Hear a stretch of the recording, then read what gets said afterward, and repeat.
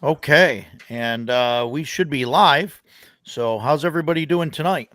We got Shellback and Ken fighting over first post over here. So I don't know. You guys can fight that out in the chat and let me know who wins. Hope everybody's doing good tonight. I am Game Master Roger tonight, joined again by Jason to my right, well, my left, your right. Below me is Decado, per usual. And joining us for the first time is Death Angel's Shadow, also known as Jeff. How's it going, everybody? We're not sure which one's his real name and which one's his online alias, but, you know. But, yeah, so tonight we're going to talk about sci-fi games, science fiction stuff. And we started talking about some of that earlier in the day and just before we came on, and it was interesting. So we're definitely going to have some fights live on stream here because these guys are wrong about a lot of things. Let me tell you. So yes, they are. Yeah. First, so I wanted to do an episode on science fiction games because I really like to run stuff that's in the sci-fi genre. I mean, I like the post-apocalyptic stuff, space games, supers, all sorts of that stuff. So I really get into that, and a lot of people like to just play, the traditional kind of fantasy games and stuff. And that's okay, but try and branch out once in a while, maybe, but no, but I really like the different genres and stuff that are out there. And we just started running some supers games, or at least one supers game, and then I'm going to run another one, hopefully starting in a couple weeks. And there's a whole list of those that I'd like to run too, but I want to note that there are some games that skirt the line, I think, or that just dip their toes into sci-fi, and we'll probably mention those. A great example is like Hyperborea. Like, I don't consider that a science fiction game. I mean, I think it's a fantasy. Arduin? Yeah, but I don't even think it's hard. Like, they don't dive into the science fiction like a whole lot. Maybe you'll find a ray gun here and there, or you'll find like some Martians running around or something, but yeah, I mean, there's more involved things, but like it's rare, and it's as much as you want or don't want in your game. You can sure totally ratchet up. That's Arduin too. Yeah, Yeah, and Arduin, two skeletons, but they don't have to be in there to, it's right. not necessary to have them in there. Well, I think things like Arduin is, they're, just it's wide open, like anything can show up, and there's guys with ray guns, like on the cover and stuff. I think with some of that stuff. So, I guess that's good. I guess all that's considered sci-fi, right? I mean, I wouldn't consider Dungeons and Dragons sci-fi or Castles and Crusades. No, that's fantasy. Yes, fantasy, and obviously D&D, has some modules and things that have that sort of aspect to it, but nothing crazy. So those are all great games. I just don't know if they're going to come up a whole lot. So I figured that we go through by genre, and I sort of tried to separate that, but as you guys will see, there's some debate blurry. On what. yeah, lines get blurred really, really quick. Right. Especially, so like my first one on the list is post-apocalyptic. Okay. Right, which is let's do that. Yeah, I think it's a great place to start. Right, so I have ran a handful of post-apocalyptic games. Mutant Year Zero. That's a great one. That's on the that's on the Mutant Year Zero system or the Year Zero engine. Is that what it's called? Yeah, that was the Where it started. original, right? Yeah, the OG, Yep. the one that started it. I ran Dungeon Crawl Classics, the American Survival Guide, for I don't know, a couple of years. I think at least. Yeah, there you go. That was and that was really fun. And that's more of like a gonzo post-apocalyptic than like a realistic. And not in a Like, and it's not a bad term, right?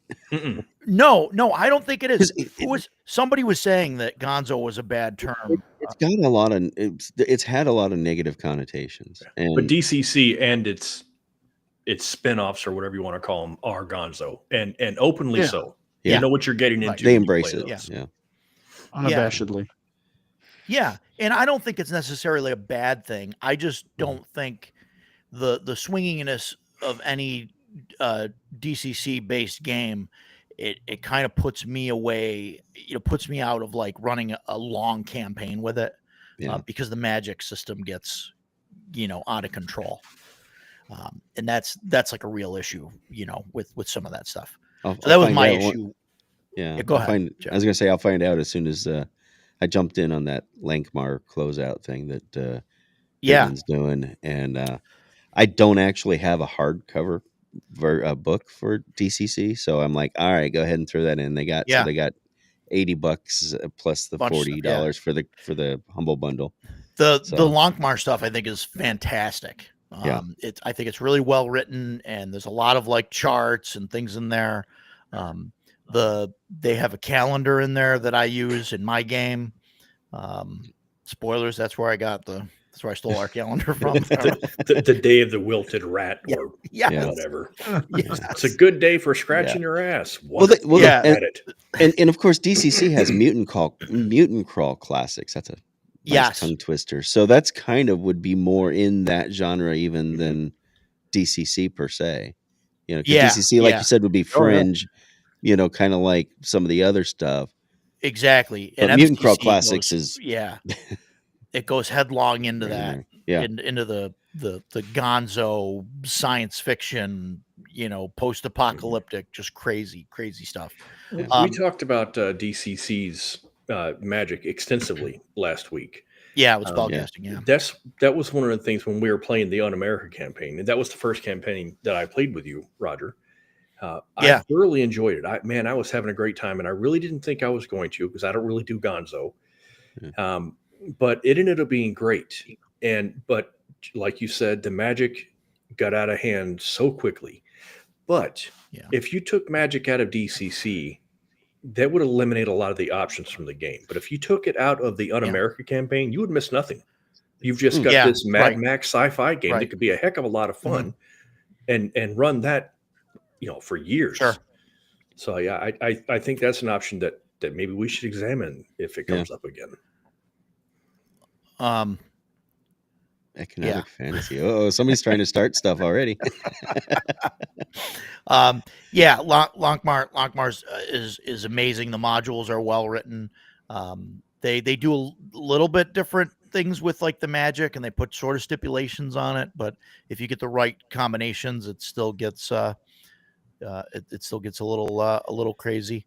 I'm curious who's getting the license for that, because clearly So- there's his term is ending. Yeah, It's- I don't know. it's I don't not know being who's gonna renewed, get it. so. Running Man Like Game Show Gonzo game. We're gonna hold off on that because that's not post-apocalyptic, but we'll get there. So yeah, and another great. I'm trying to think if I've ever ran like a post-apocalyptic game that was like realistic, like a. I mean, where do you? actually possible? Yeah, I guess there you have to make a Dead or distinction something. between like dystopian future and post-apocalyptic. Yeah. And also with that, when you go post-apocalypse, are we talking science fiction nuclear Armageddon, or are we talking about like The End, one of my favorite RPG settings, which Yeah, I is was gonna bring that up, religious yeah. Armageddon? I was going to bring that Yeah. up. That It actually is- looks like a. Wow, that looks like a Bible. Bible. Yeah. Yeah, It it's does. that's a 3.0, 3.5 game. I've got my version. 3.0. Yeah. In fact, it is 3.0, 3.0. Yeah. One of my all-time favorite settings. If it is run properly, and you have to have it, it is meant to be taken seriously. It is not gonzo at all.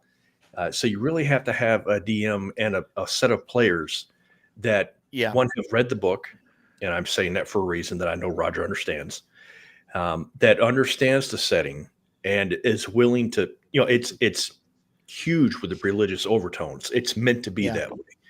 So if, as long as you can get past that or willing to go into it, man, I think it's an incredible setting.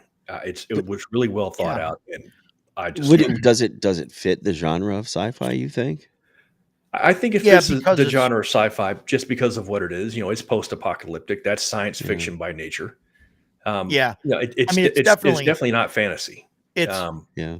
I don't know how boned up you guys are on the Bible or when the last time you went to Bible class was, we but Been a while. but basically the in the end the biblical apocalypse happens. Yeah. So like everybody's like gone and all that's left is the meek. and The that's story you of and the Revelation, four horsemen. the story of Revelation, the last happens. book of the New Testament, the story of Revelation is true, and Yeah. everything in that and it happens. happens. So there's like 10% of the population walking around, and like the Yeah. four horsemen are walking around somewhere, and like it's a whole thing. well, let me ask you then, if an RPG was based on supernatural, I mean, that's like the whole first arc of the series, Yeah, Yes. Yeah. that's definitely science would fiction. that be sci-fi? Because I would always consider that fantasy, but that would be And you'd be wrong. So yeah. Well, okay. that's, No, I You see what I'm no, saying? I Because agree with Yeah. him. The show Supernatural, I think is science fiction fantasy. That's what I think. Okay. it Yeah. is. we had a heck of a debate on That's Sci-Fi that Snob's blurred line channel we on were talking Sunday about we went for a long time debating back and forth about what is sci-fi. what's sci-fi? What's fantasy? Like, where's the line? Right. Like, I like Urban fantasy. There you go. See- urban Yep. fantasy. Yep. Right, but like that's the thing is like now you've got so many like subgenres Right. that Yes. it's like we don't know what we're talking about anymore. It's like I feel the same way when I talk about like I listen to what I consider rock music, right? And Yeah. like I don't know, there's like 50 plus different styles and types, and like I'm Oh, I remember I don't those even know days. what I half remember of the them mean, '90s, and when you go into a record store and you'd find Temple of the Dog in one thing and Soundgarden in another, and it's like they're like Temple of the Dog is like Soundgarden and Pearl Jam combined. It literally It is Yeah. literally. it is literally, and yet Um, all three of them were in three different categories at Peaches back in Florida. So, So yeah, and so I mean I consider post-apocalyptic science fiction, but okay, well, and that's an interesting take. I'm going to bring that one Yeah. to the table on yeah, do it. next. So Decato's bringing up Fallout, Yeah, which he likes. Yeah, Got there you mine go. sitting by Oh, too, you guys yep. got your dang guys, preciouses there. I got my stack sitting next to me on I both. only have sides. one behind me to grab. So Yeah. Fallout I've is only played it definitely once. It was fun. post-apocalyptic. I like the setting in Fallout. Mhm. I think the setting's fine.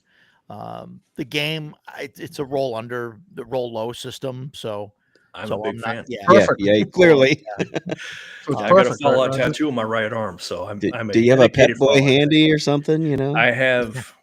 I think I have 4 Pip-Boy? versions of the Pip-Boy sitting Yeah. in my living room. Yeah. Wow. Nice. figured Nice. you'd fit right in. So Yeah. yeah, Yeah. I'm a fan. Cool. Yeah. Um, Yeah, I like the setting for Fallout because it's got mutations and all that, but it's not the Gonzo version. It's not on America. There's Yeah. people are still people. They're struggling to survive. The main game of Fallout takes place 200 years after the nuclear apocalypse. But then there's other games like Fallout 76. The video game takes place 76 or 75 years after the fall. But a lot of people don't really treat that as canon. That's fine, whatever. I'm not here. to Yeah, argue it about got a that. bad rap. I think the game did, didn't it? It had a lot of issues with development. This I will talk about it all day long. I know that's not what we're here for. Fallout 76 had a very bad opening. I was a beta player. There were many things I disliked about it, and I disliked the way Bethesda treated us. However, I think we're on year 6. I think, no, or is it year 7? Anyway, it's been out for a while now. I play it every day. I love Fallout 76. I have a great time with it. So is that canonically part of that book, or Yes, but Bethesda and Modifius have my chief problem with Fallout 76 is they have tried so hard to make all the canon from Fallout fit into West Virginia. And for me, that creates a lot of problems that I really don't like, but that doesn't really take away from my enjoyment of the game. Most of this game is really based on Fallout 4, though. Yeah. okay? And that's why it's Fault 111. That's Fallout 4 is you're the lone survivor of Fault 111. They did a good job, I think, with that game, like capturing the feel of Fallout 4. That's the one I've played the most is Fallout 4. Yep. Like even like the character generation, the way your characters are set up with the perks and all that stuff. Yeah. I thought they did a good job with it. I've only played it once. Actually played it at CNYCon under DM Bloodworth. Yeah, ran it. Bloodworth ran This it. is probably true with a lot of games, but because Fallout has such a dedicated fan base, and fans of Fallout are very knowledgeable of Fallout. Going back to the first one, the isometric view and 2, and then Bethesda put 3 and 4 out, and New Vegas by Obsidian, but also Bethesda. If you're like me and you have all that stuff memorized and you're really into it, if you don't have a DM that knows that stuff also, it can be a problem, because so much of Fallout is the flavor of Fallout. It's not just the mechanics, Sure. And this is Modifius, it's 2D20.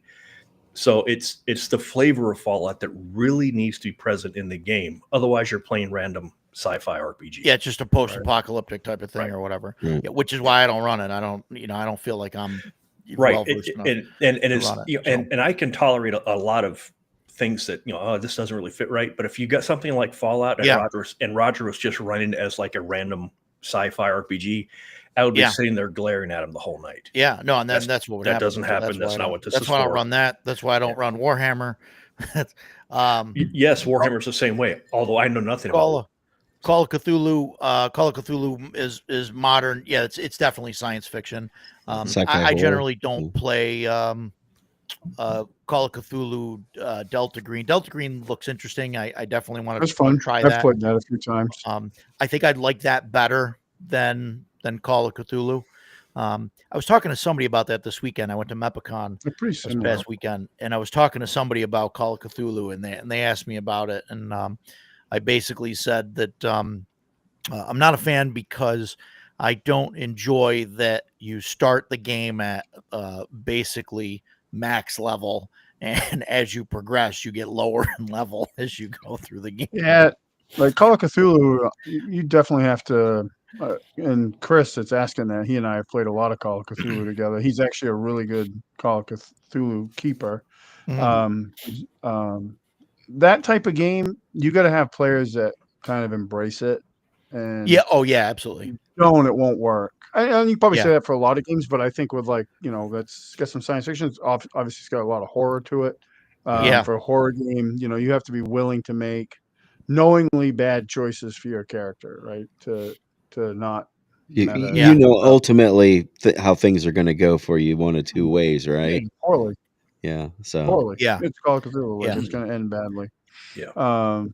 But I will say, not to get too far off the track, Chris and I played in a Call of Cthulhu game during COVID mass that was run by somebody else, and hands down probably the best campaign I've ever been a player in. It was just awesome. Yeah. we had a awesome did you play time for one year. character throughout the entire campaign, or did you have to I don't quite. I know I went through a couple characters. I had 2 characters for that campaign. One of them, the first one, sacrificed himself to save the rest of the team and got a really cool death scene, and then kind of became a reoccurring villain that everybody was very afraid of. And my second character, I made it through, but then it ended in Cthulhu fashion.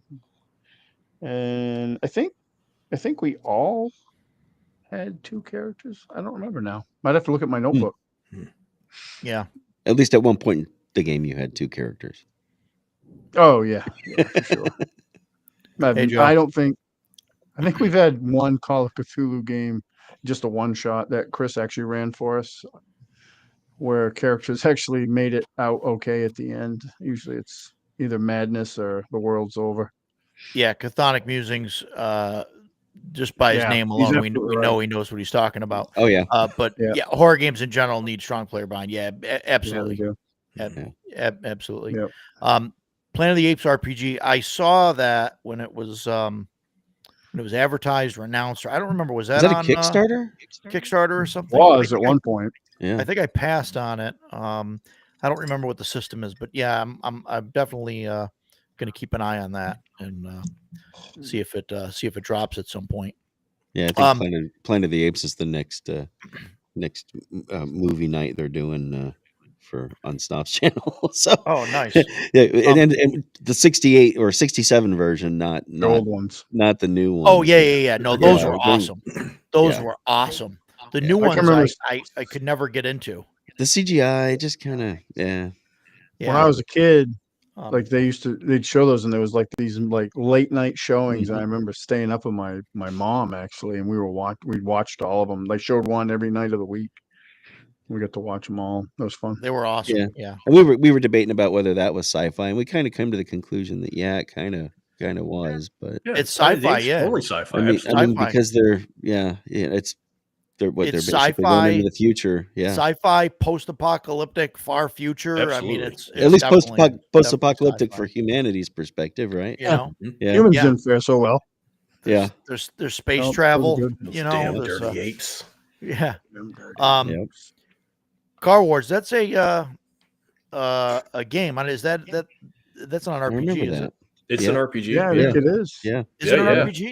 Was that a GURP? I played it in high school, man. That was a lot of fun. Yeah, Was I that love GURPS? Star Wars. Was that a GURPS system? No, it was its own thing. All I can honestly remember from Car Wars is that you wanted a station wagon because a station wagon had a massive engine and tons of cargo space, so you could just weapons everywhere on a station wagon. Yeah. Yeah, that yeah. makes Car sense. Wars is great though. Yeah, I had a lot of friends that played it. I never played it. So loved I've it. heard of it. I've never played it. Matt, I think that's I think you're just too young to appreciate yeah. the better. It's a practical. Old You ones. can't beat practical effects, man. Come on. But Okay, yeah. So Steve Jacking Game's board game, its own thing. Yeah, okay. And there's a GURPS version. Okay, too. okay. Because I've seen the board game and that, and I didn't know. Well, GURPS kind of dipped their toe into Wow. everything at one point, didn't they? Only nearly. Nearly. Only nearly, yeah. Some of us have made it over that hill. Yeah, someone has gone over that bridge. The last post-apocalyptic there we Look at go. that. Tongue Post-apocalyptic twister, book yeah. that I've got in my pile here that I kind of wanted to showcase is this guy here. And this Yep, is yep. this is Oh, I've heard of that. Neon Lords of the Toxic Wasteland. It's sort of based on like basic BX type of system, and it's just all like heavy metal, Sega Genesis, Yeah, post-apocalypse. it's a very mean-spirited Teenage Mutant Ninja Turtles. Oh, okay. Should we talk about Yeah. this one? Yeah, it's really fantastic, and this is by Brian Shutter, and he's planning on being at Central New York Con Oh, that's cool. in June, and Cool. he couldn't make it last year and had to bow out, but he's just an awesome guy, and he's just done this, and you could definitely tell, like with something like this, this is one of those things where you just go through it and you could tell like this guy has a passion for this stuff. Yeah. And he put all of that into this book, and it's just amazing. And the first time I played it a ninja, and it was straight out of American Ninja 1, 2, and 3. I mean, it was Oh, that's awesome. that's the kind of ninja that it was so much fun. I'm climbing up on top of crates and coming down on top of people. It was way over the top. It was hilarious, and it was just so much, because there's so much 80s stuff in it. And if you're in the right age to have lived through the 80s, you're like, I know what you're doing there. I get this. It was a lot of fun. Yeah. Yeah. That sounds kind of cool. It was a blast. It was absolutely a blast.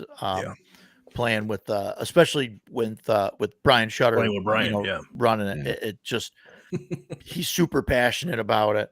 And at Page this year, he was there. He had a booth, and he had Techno Destruction from Guar at his booth. I don't know if he's like buddies with the guy or whatever, but he was there, and he had like the big cool. arm wrench thing, and was like, I got my picture taken with like my head inside the wrench and stuff, and all of that crazy. I was there for it too, and I'm not a Guar kind of guy. You know, they're too over the top for me. So I was like, yeah, I'll take the photo, man. Yeah, nice to meet you, dude. You know, and that is not meant to be any disrespect to the guy. Yeah. But I was just like, I have no idea who this guy is, man. I felt bad about it. So, but he was super cool. He was friendly to everybody because, you know, everybody knows who he is. So he was really cool. Yeah, very nice. Gore is one of those shows that if you go to a concert, that's the only time you really wear white, because you want to wear the marks. All the stuff. Yeah. Yeah. It's a badge.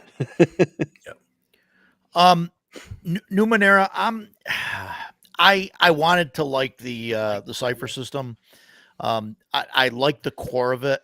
The base of it is I think great. I think Monty Cook is a great game designer. And I've got a ton of books, Cipher system books, but I don't know, the system's just not for me. It's not for me. Yeah.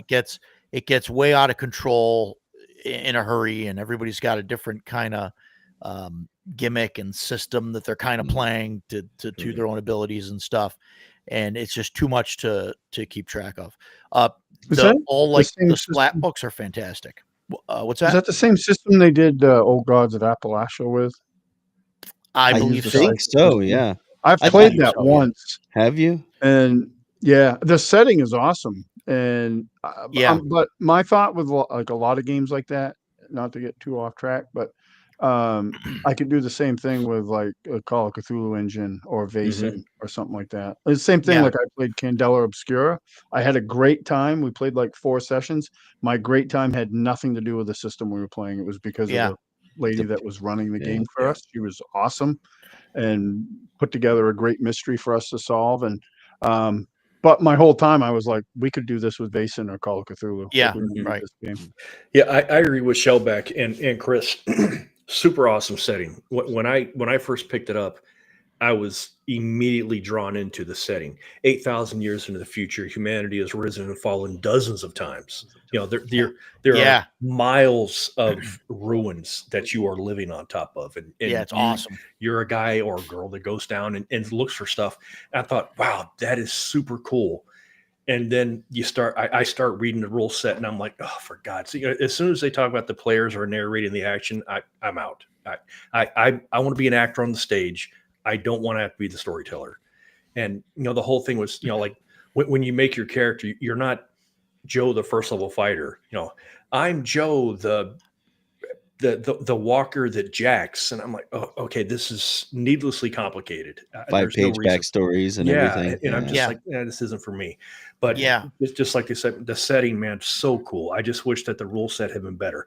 But like Takado said, I can take that cool setting and I can put it in Vaesen, I can put it in Fallout, I can put it in any system I want.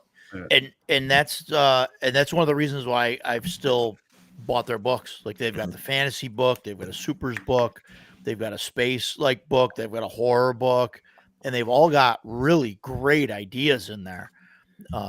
That's for different genres and everything. The Strange, I think, is a great setting that I want to run. I don't want to use that system.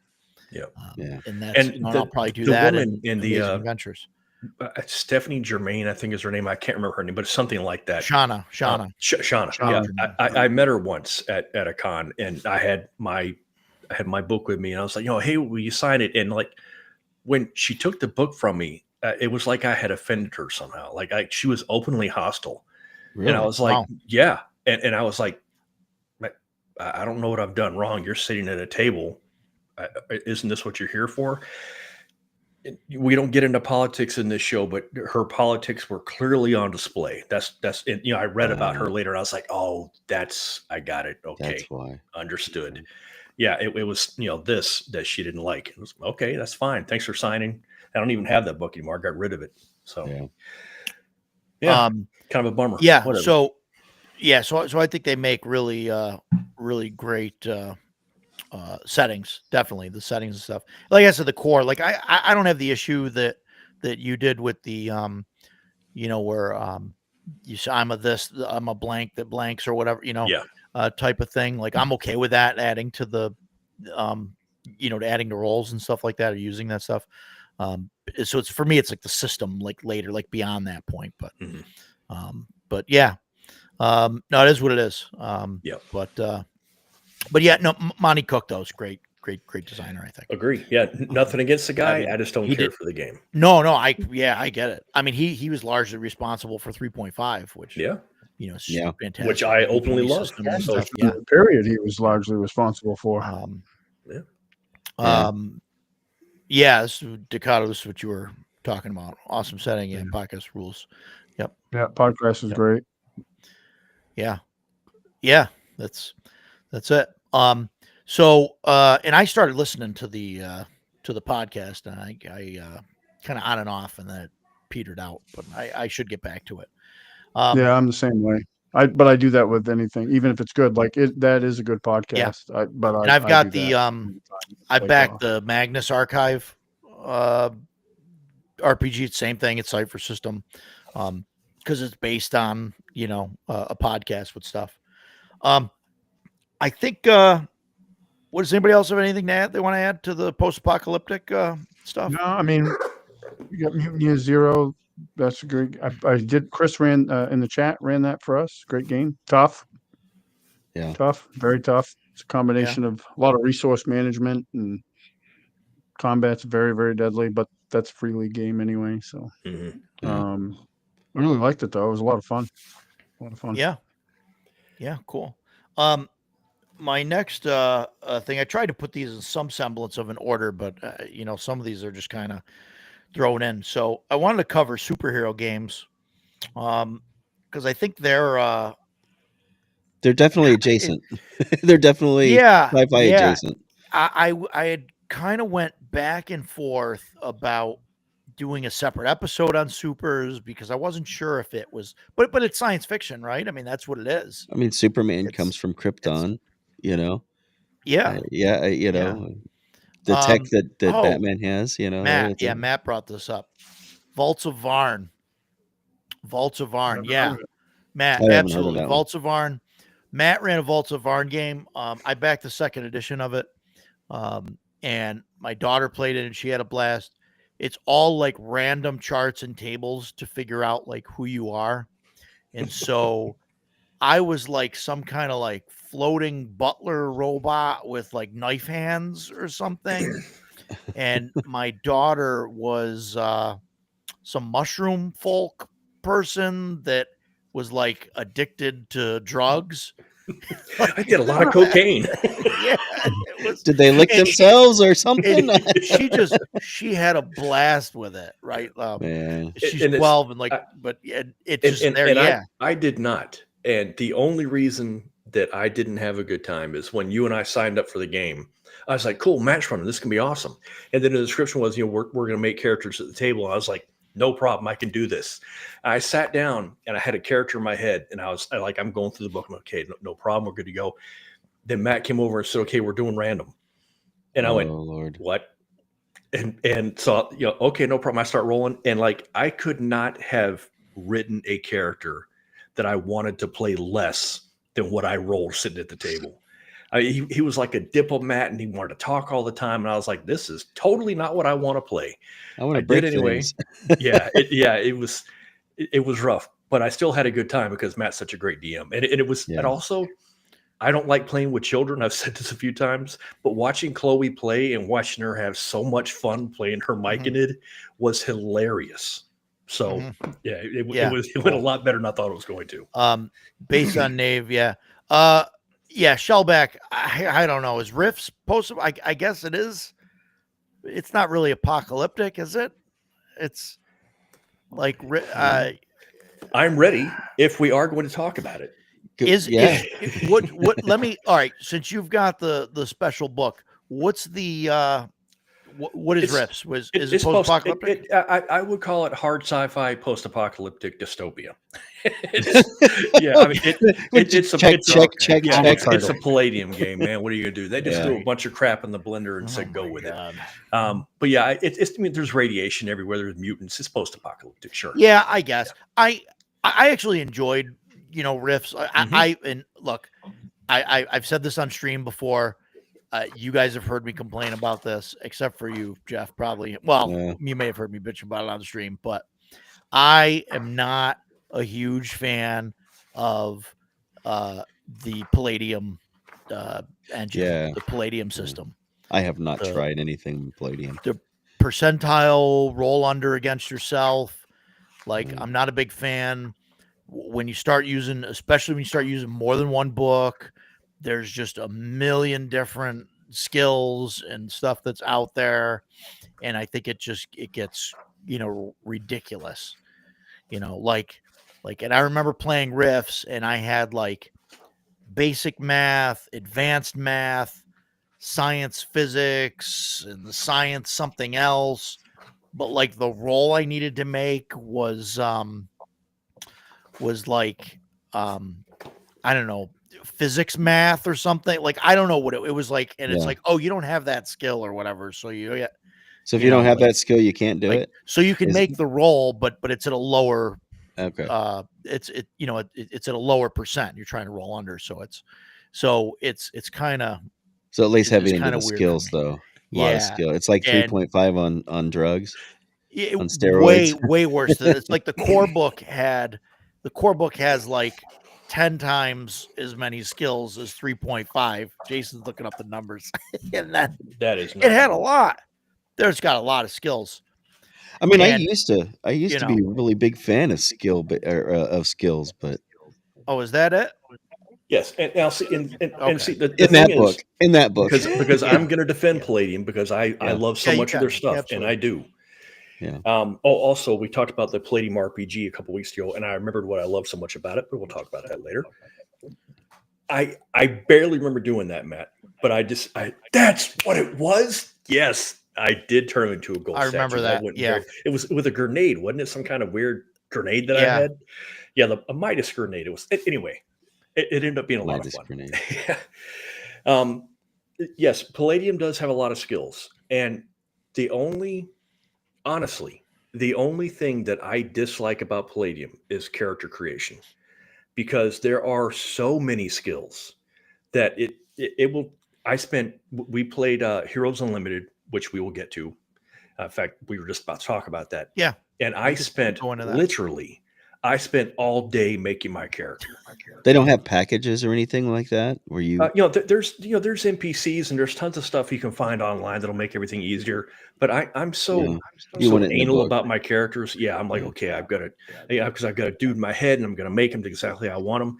But that's one of the things that I really like about Palladium is that there are so many things. You will never have two guys sitting at a table together that are playing the same character. They can be the same class. If you're playing 3.5 and you got two guys playing a ranger, they're going to be playing the same character. Yeah, right. Whether they like it or not, that's what's going to happen. One of them might use a bow, one of them might use a sword, but they're going to have the same skill set. In Palladium, you can have one guy playing a spy and another guy playing a spy, and they will be completely different. And I think it's great. And once you get that skill selection down, and once you're used to the system, it really flows. And Roger doesn't like it, and he'll give you a laundry list of reasons why he doesn't like it. It's true. I really enjoy it. It just takes a little bit of effort to get into the system because it is very dense. So you're the fan. Yeah, Clearly. and Yeah.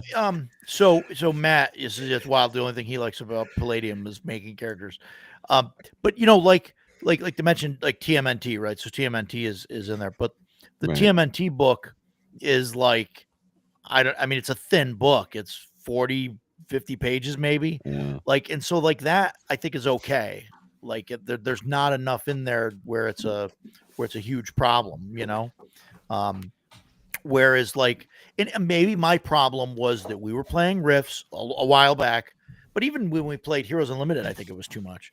But when we played Rifts a handful of years ago, we had like, I don't know, 20 different books and everything. Oh wow. Look at that. Yeah. Fancy. Look at, hold it up. Yeah, look at that. That's nice. Wow. Is that like blue? Is that a blue? Like a It's kind of a blue blue-green. It's Yeah. a brown leather, leatherette cover. Yeah. But here's the best part of it. Oop. Let me Oh wow. Oh, there you go. Signatures and numbered. Numbered. Huh? Yeah. Look at that. Yeah, Palladium was having a lot of monetary troubles some time ago. One of their business partners embezzled them, like robbed them of $300,000 and completely sank the company. So they had a huge fire sale. It was basically just give us money for anything, and we'll give you whatever you want. So I got everything I have, I got from that. So yeah, and I've met most of the guys at different times. They're all very cool. Anyway, there you go. Hey, Shellback, there's 3 other people here. So There you go. Sorry, There you man. go, Shellback. Yeah, Shellback, I totally agree. The Palladium RPG is so much better than 4th or 5th edition. I will tell this, and then I will stop. I promise. well, 4th edition is a low bar. Okay, it certainly That's is. a very low bar. Very low bar. Last week, I talked about a guy that I was playing with, and he said, "I've got a system for you. I think you're going to love it. You'll like it better than D&D. You'll never want to play again." And I was like, "Yeah, right."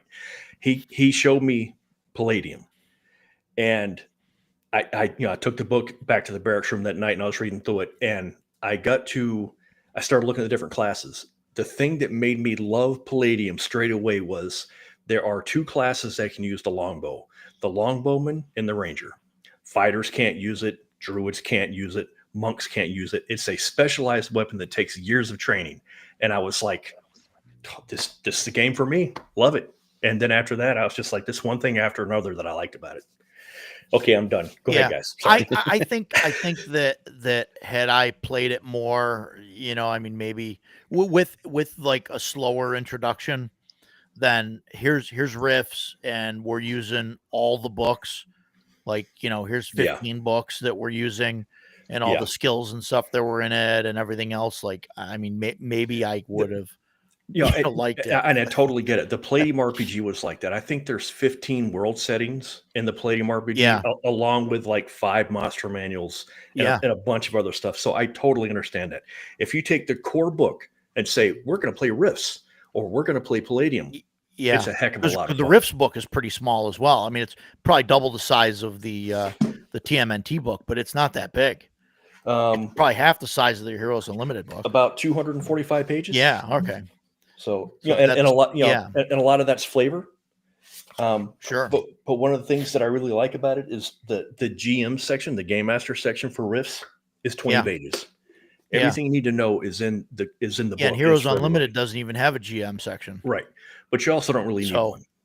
Yeah, but it makes the book that much bigger. Right. So supers, I don't know if you got anything else there, Ducato or Jeff? I think Jeff never played any of the super games. Yeah. Never played them.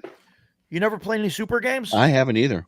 Well, so I started in the long ago playing the DC Heroes RPG from like 80, I think 82, 83, I think was the first edition of that. And then the Marvel Superheroes RPG. And that was a percentile roll under as well, but it wasn't as bad because there's kind of like a chart that you roll on. But yeah, and I really like the DC game, and it was kind of out of control, and it's kind of difficult to create characters and whatnot. But I liked it. I like those systems, and I played those since I was a little boy. Believe it or not, I was a little boy at one point, but doesn't sure as hell doesn't feel like it now. But yeah, Marvel TSR, yeah, and I thought it was Matt. Right? I don't know if you've played a lot of the Palladium stuff, but that was roll under, percentile roll under, roll low, and I thought it was fine. I mean, it was super easy to run and whatnot. So, but is Marvel TSR? Is that it was Marvel TSR, Heroes? yeah, But that's Marvel Heroes, right? Marvel Superheroes Okay, yeah, RPG. I yeah. think It's been a long time since I played it. I Yeah. think there's a Marvel Heroes one, and that came later. It's all of them have different things and all that. But so those were great. I love those, but I probably won't. I might go back and run those again at some point just for fun.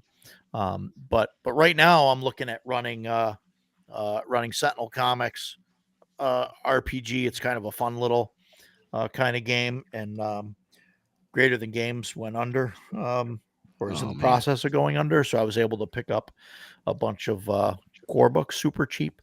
But I like the system in it. You pick a power, a quality, and your status, and you roll 3 dice, and the middle result is the effect that you do. So it sort of keeps everything in balance, which is great, I think.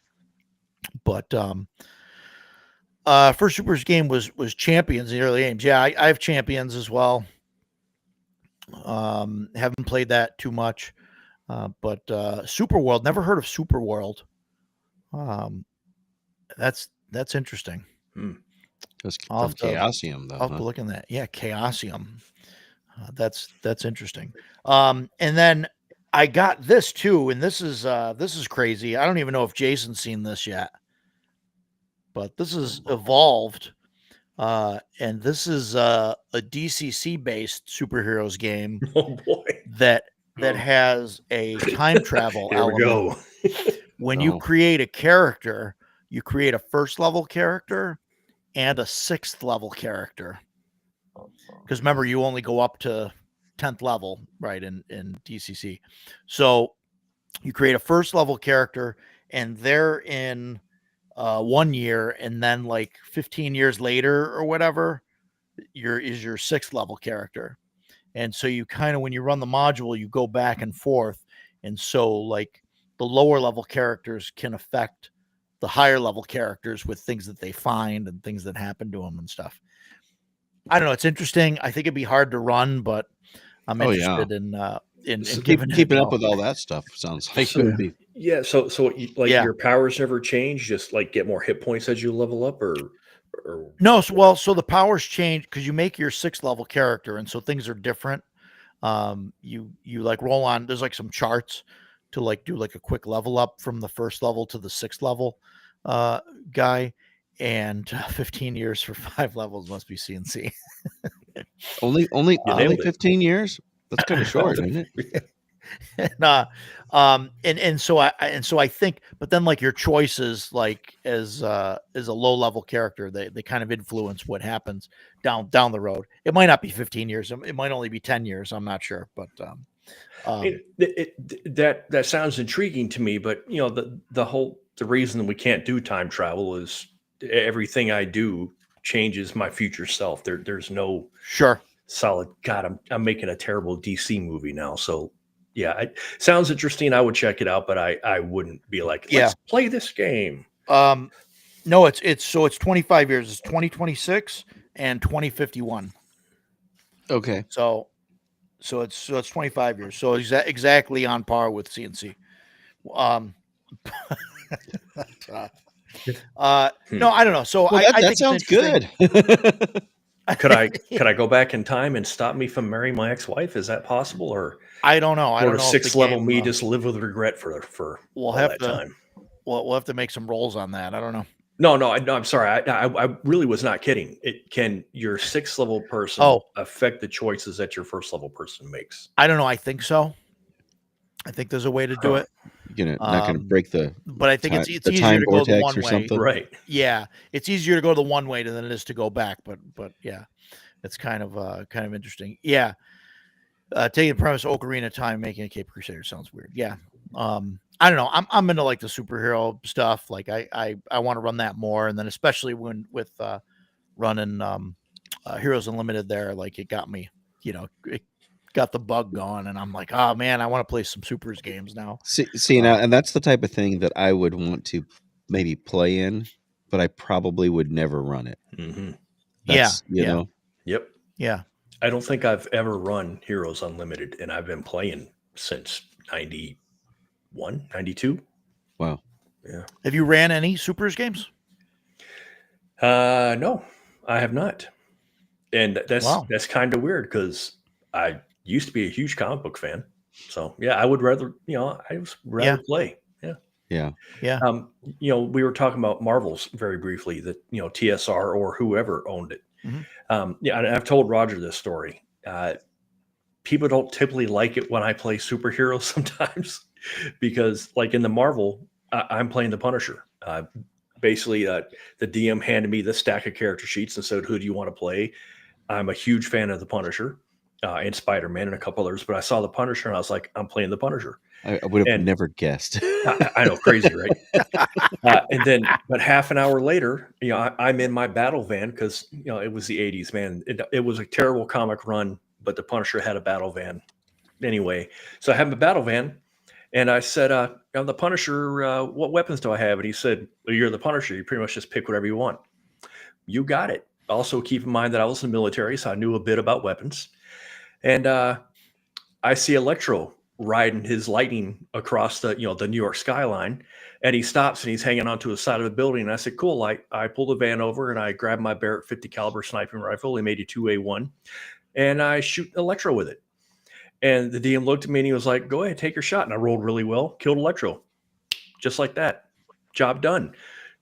A couple days later, I get into a fight with Tombstone, and I filled him full of lead too. Blew his head clean off with a shotgun. And the DM stops and he looks at me and he says, you keep killing all these iconic villains. They're not going to get to come back. And I went, I'm the Punisher.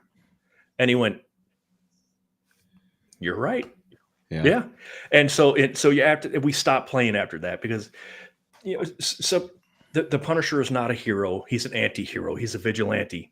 Right. There are things that good people don't do that the Punisher does on a daily basis. But if I'm going to play a superhero game where I'm allowed to play the Punisher, I am going to play the Punisher, and I'm going to be playing the Garth Ennis version of the Punisher. Not the Ramada Jr. the modern version of it where let's not even talk yes. I've heard the Punisher's not a ninja. He hates ninjas. He would never be a ninja. Anyway, but that was the problem with the Marvel hero is, he wants me to play somebody moral like Spider-Man. I'm playing the Punisher and I'm going to play him the way he's supposed to be played. So they don't really match up that well. Yeah. Anyway. Yeah. What Decado, about you, Decado?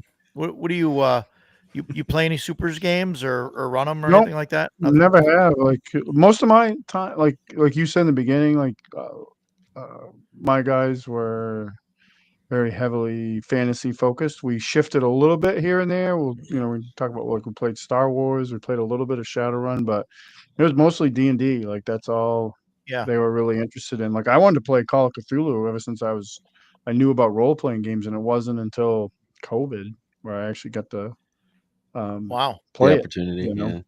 Yeah, because nobody, they just weren't interested. See, I'm just now getting into the idea of Call of Cthulhu. I bought complete works of Lovecraft and stuff like that. So I haven't got any of the games yet, but I don't know if we're going to talk about that as a separate topic yet or what. But we'll get to I guess we could probably move on from the supers. I guess especially after I have never after gotten this comment.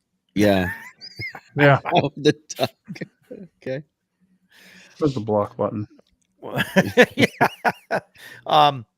So I've got Far Future and Cyberpunk are my next two, and there's some debate. Far future or near future?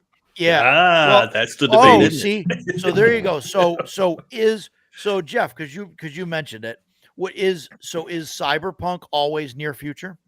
Yeah, usually it's not too far off in the, I mean, when I was playing Cyberpunk, well, we were doing Shadowrun, but the Cyberpunk I had at the time was Cyberpunk 2020. Well, that was 5 years ago, you know. Yep. Well, So And it and we came were out in yeah, playing, but it's 1991. yeah. So it was 30 years in the future, you Yep. know. So And that's Shadowrun is 60 years in the future. right. And okay. Shadowrun was our jam. Yes, Yeah, I'm with yeah, you on that. everybody I love that setting. we took a lot of the stuff, a lot of the cyberpunk material, the cyberpunk 2020 material, and threw it into Shadowrun because Mhm. it fits. I mean, it's just Sure. it's Yeah, what it- they're close cousins. yeah, Those two systems. yeah. Yeah, We and we we Night played that. City fits perfectly Yeah, into Shadowrun, and you can take Shadowrun Seattle and put it in the cyberpunk right. setting. It fits just fine. As long as you've got a dystopian, dark, oppressive kind of thing, you're playing Shadowrun, or Yeah, the you're playing a sprawl. You need cyberpunk the kind you of thing. need the Yes, sprawl. that's Yeah. right. The sprawl. Yep.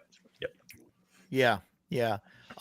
So this was mentioned way earlier. I was trying to find the I want that book. post here for it, but here we go. Chthonic Oh man, I Musings. missed my book. I I missed my wanted to talk 2020 book.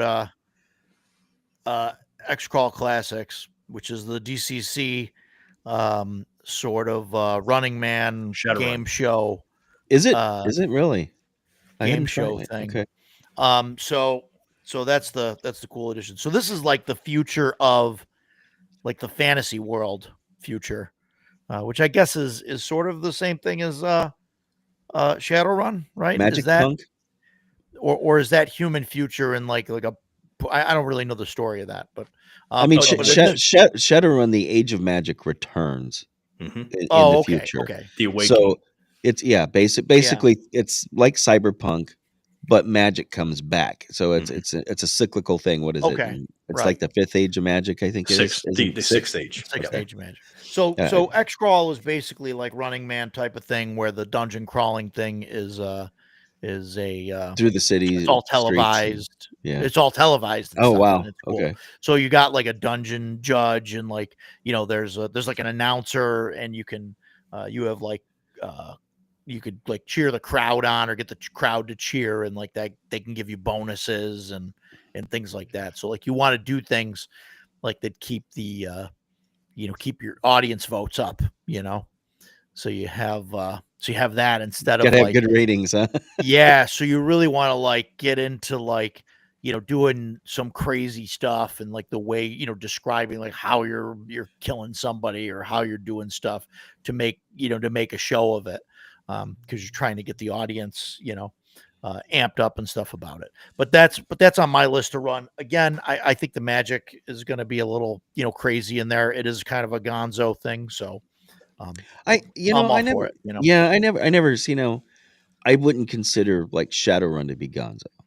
I Mm-mm. don't think because No, it, no, Not at no, all. no. it's Much all more serious. yeah, it's like okay, so these the CEOs of these evil corporations, well, they're really dragons, and they revert back to what Yeah. their lineage form is, but that's how they explain it, and the thugs that are out there, they're orcs and so Yeah, and I don't know too much about Shadowrun.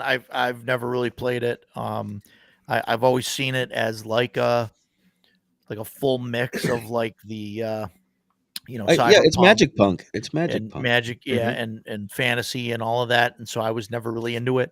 But it's weird because I like the genre crossover and like mixing, Yeah. just not something that's I don't know the way they do it where everything's just kind of there.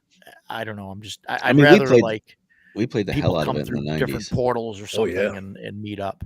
But that's something that I know Jason and Jeff, you guys have played a lot of.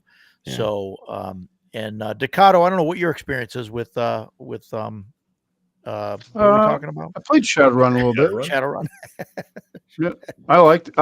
We Yeah. struggled with the system, but like the setting is probably one of the best settings ever. I love how they did Yeah. the setting. I'm really tempted to buy that book that Jason held up. It's funny that you say those exact words, Decado. I have talked to a lot of people about Shadowrun, and almost to the last, they have said, "Man, the setting is so cool, but God, the rules are such a pain in the Yeah. ass." Totally agree. If you've never played Shadowrun and you're interested in picking it up, you give it a try. Get fourth edition. First and second, there's a lot of problems. As much as that was what I started playing with first and second edition in That's what I did too. 1992. Yeah, that's And, what I and, I, played. and I loved it. It was great, but it certainly had its share of problems. Third just never really landed with me, and it didn't last very long. It was kind of like fourth edition with Dungeons and Dragons. And then fourth edition came out, and fourth coincided with the anniversary edition. Super clean rules, very good production value, and boy, I just loved it. Okay. Stay away from fifth edition. After, oh man, let's see. It wasn't Catalyst. WizKids. WizKids bought Shadowrun. I can't remember if it was. I think WizKids produced fourth edition, and it was good. But then Topps bought WizKids and handed Shadowrun over to Catalyst Games. And the second Catalyst Games got a hold of Shadowrun, they just took a big steaming pile on it and then just left it to its own devices. I barely even recognize the game anymore, and I do not enjoy fifth edition at all. Or I think sixth is the latest, and I don't like it either. Yeah, certainly. First had a pile of issues. I am not trying to say it didn't, but second, I feel like second cleaned up a lot of the issues from first. Like I said, got to share issues. Magic was terrible. The Matrix was so undefined that it was ill-defined. Yeah, So the group I had played with, yeah, the game master basically ran the Matrix stuff. Like they right. didn't do anything with it. Right. The- A Look, decker, like, we don't. They knew how to. They knew the game, and they were like, "Yeah, we have no idea how that works." right. Like, The we can't the, figure the it out. decker player character was terrible in the early editions. So a decker is a great NPC. Okay, we're gonna have him go to the Matrix and turn the alarm off. No problem. He takes care of it for you, and he's in and out in a flash because it's speed of thought. But as a player, oh, terrible. See, and I always like playing an Where was elven. fourth I'm in an the elven decker. So, What was that, Takato?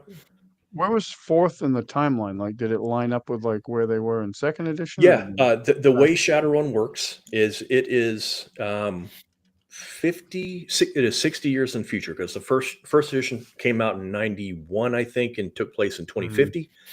So it's 60 years in the future, and that is something that was really good about Shadowrun. No matter what year it was when this edition came out, it was 60 years in the future.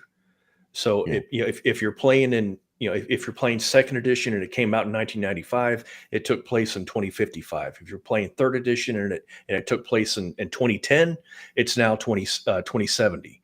So it's a very steady timeline, and if it happened in first edition, it stays on the lore. They didn't get rid of stuff. Now we don't like this.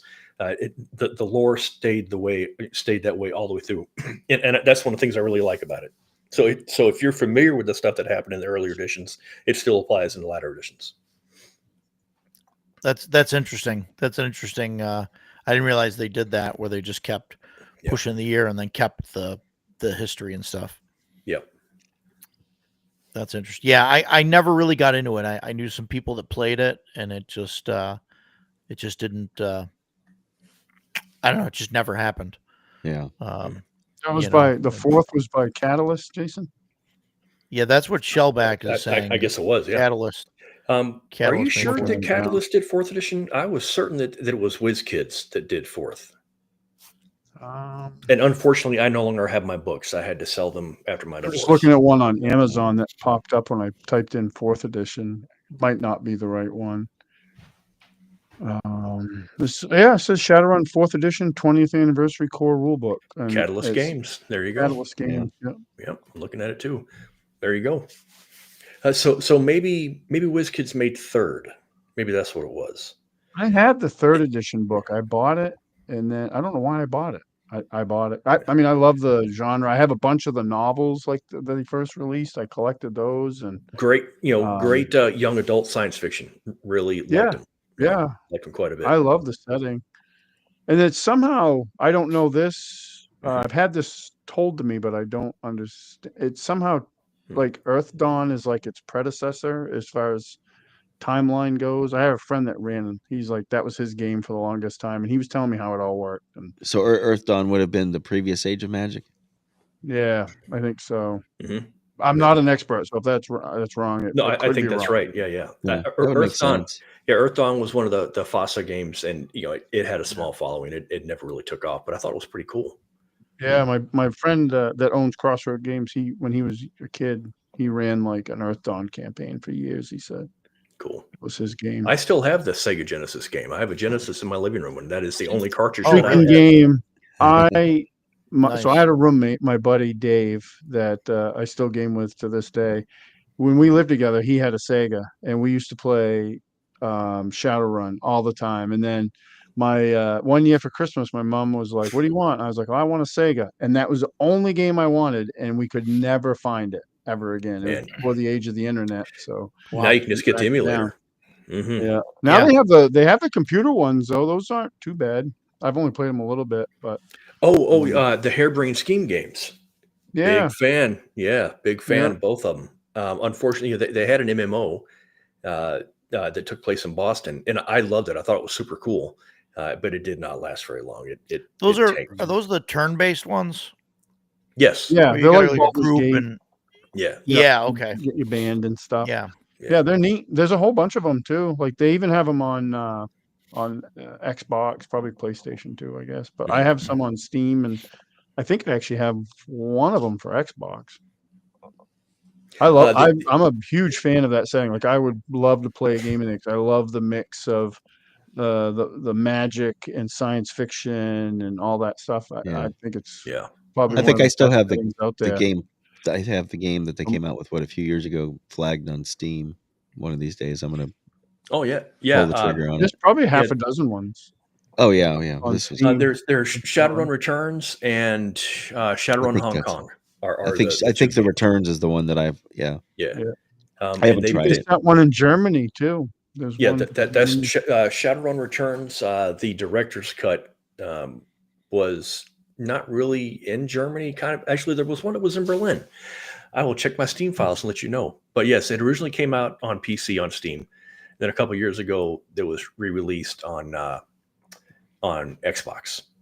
Yeah, I know I have some on Steam, and I have at least one on Xbox. Yeah, I've got one or there two you of go, them on Dragonfall. Steam. I was going to say Drakenfall, something like that. Yeah. That's the one in Yeah. Germany. But that was actually DLC for Shadowrun Returns. Oh, okay. Hang on. Okay.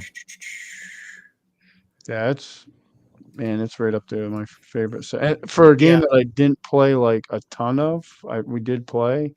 I love that setting. I mean, because I probably got immersed in like all the novels. I mean, I collected those. I still have them downstairs. Yeah. All the novels and just it was originally called Shadowrun Returns, and then the director's cut came out, and that Dragonfall was DLC for Shadowrun Returns. Then they made that the main game, Shadowrun Dragonfall Director's Cut, and its sequel was Shadowrun Hong Kong. Both of them were good. Were they? And I have Shadowrun Returns as well. So Are they Microsoft Great. now? Are they owned by Microsoft? Is what I'm reading. I don't know if Harebrained Schemes is owned by Microsoft or not. I Don't know. I see something about Microsoft in here, so that's why. I've wanted to try them. I loved playing Shadowrun, but yeah, I obviously trying to find, like you said, what 4th edition book. How hard is that? Or even I was looking on Noble Knights. You can get the softback for $20. That's not If you want the hardback, Wow. which is of course what I want, it's $7,500 depending on what you Yeah, want. I just found one on Amazon for like 38. I think it's Yeah. the 4th edition. Oh, that's Yeah. not bad. Paradox Interactive was the publisher, I think, and Harebrained was the developers. I'm So that's the pretty one to sure. play is the 4th edition. In my opinion, yes. That's did they go the way of WotC? Is that what they did? Kind of. No, I don't know that they don't openly hate their players. Okay. No, it was just What a really. concept. It was kind of like with the latter editions. It was like we needed to make it different, so everybody knows that it's not first or second or third edition anymore. So they started adding edge, and flaws and things like that. And it was just like, okay, I really don't need all this stuff. I just want to be able to use the Matrix and shoot a cool gun and drive a cool motorcycle.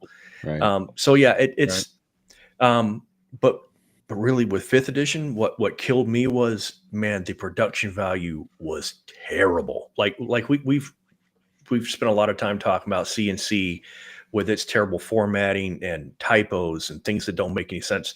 Dude, the later editions of Shadowrun from Catalyst Games, there No were proofreading? sections that were nearly unreadable.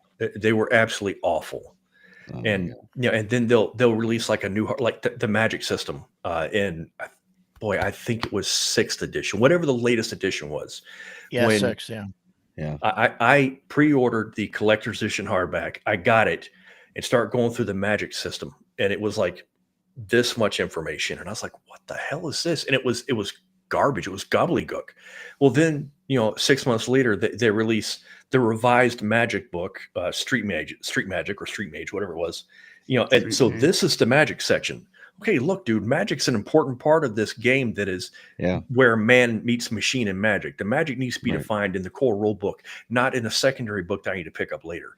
And they were doing that with a lot of stuff. It was just terrible. Yeah. Yeah. I've seen that. I've seen that in other systems where they kind of skimp on a lot of stuff, and then they're like, "Oh, but we've got this splat book for you." Yeah. Yeah. Like, Yeah. Somewhere on my piles and piles of PDF I have stored, somebody took Shadowrun and made a D20 version of it, and made it's like a 300 something page PDF Wow. that I stumbled across. I should try to find it. Apparently, there's two 6th edition versions. Yes, I don't- the initial, like I did, and then they my had like pre-order. the revised. Anarchy. Yeah, Is it there Anarchy? there were Dare I say riots in the reforged Shadowrun edition? community. Kind of, yeah. There were kind of riots in the Shadowrun community with that original sixth edition. People were saying, what the hell is this? Why did you sell this to me?" And so they did a second version, like a 6.5. Yeah. So Anarchy, Shadowrun Anarchy came out in 2016, and it says it's a simplified rule set. So is that maybe the one that doesn't have any of the magic? Yeah. Or, No, I don't think so. When they say and I never simplified, checked out it's Anarchy. yeah. Yeah, I never checked it out. And then We'll the get other there, one is Edgelord. Sixth We'll World. get there. So So yeah, so Shadowrun, maybe that's something I should try at some point, because Yeah. I do like the genre mixing stuff. I would be delighted.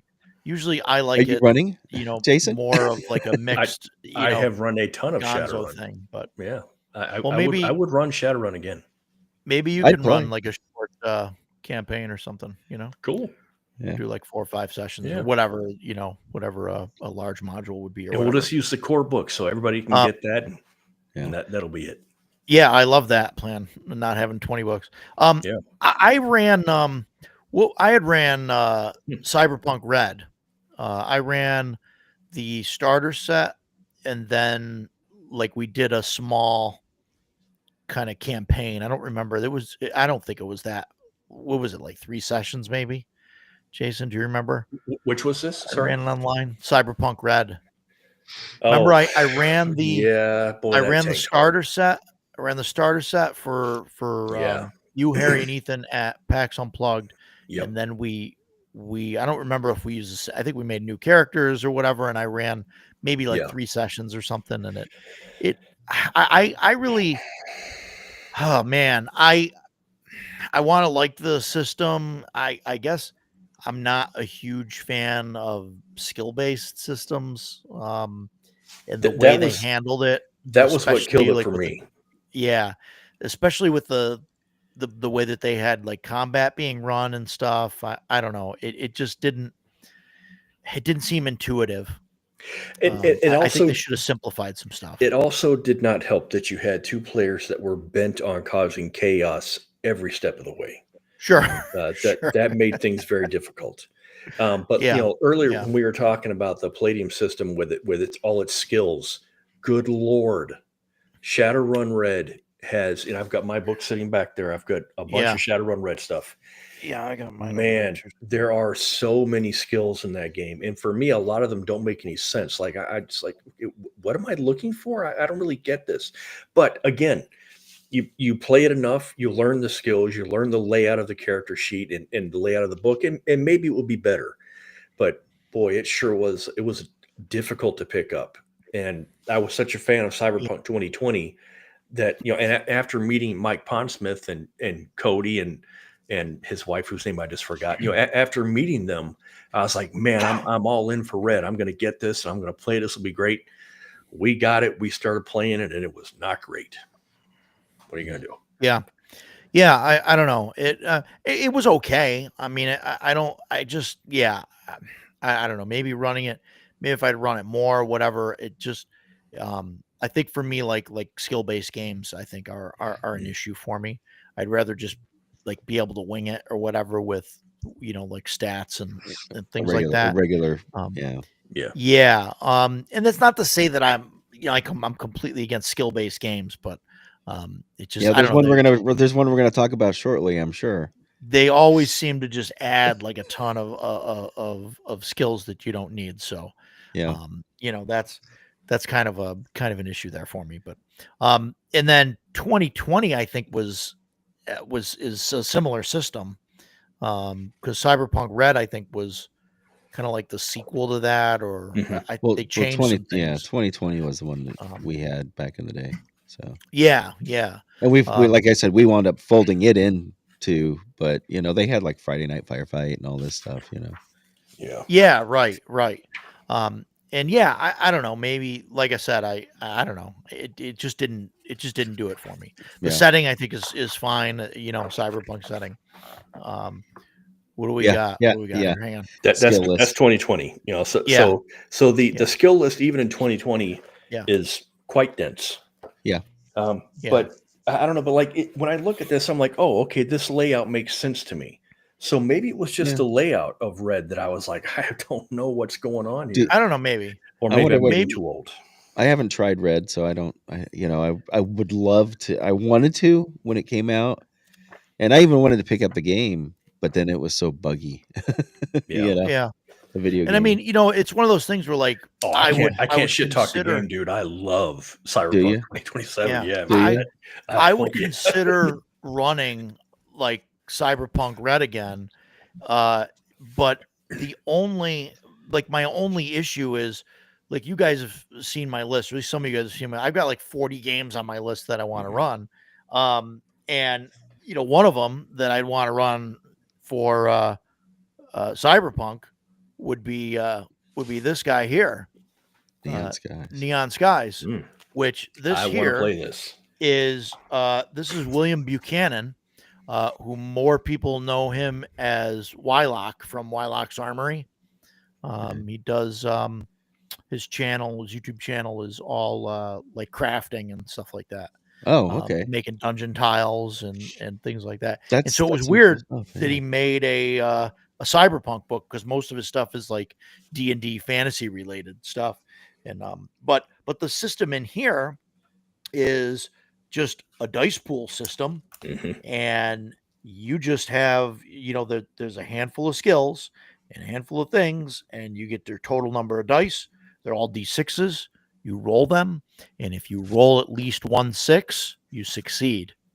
And if you're rolling off against someone else, if you both roll a 6, if you both roll at least 1 6, you each lose a die, take a die away, and then roll the pool again until somebody doesn't get a 6, and someone does.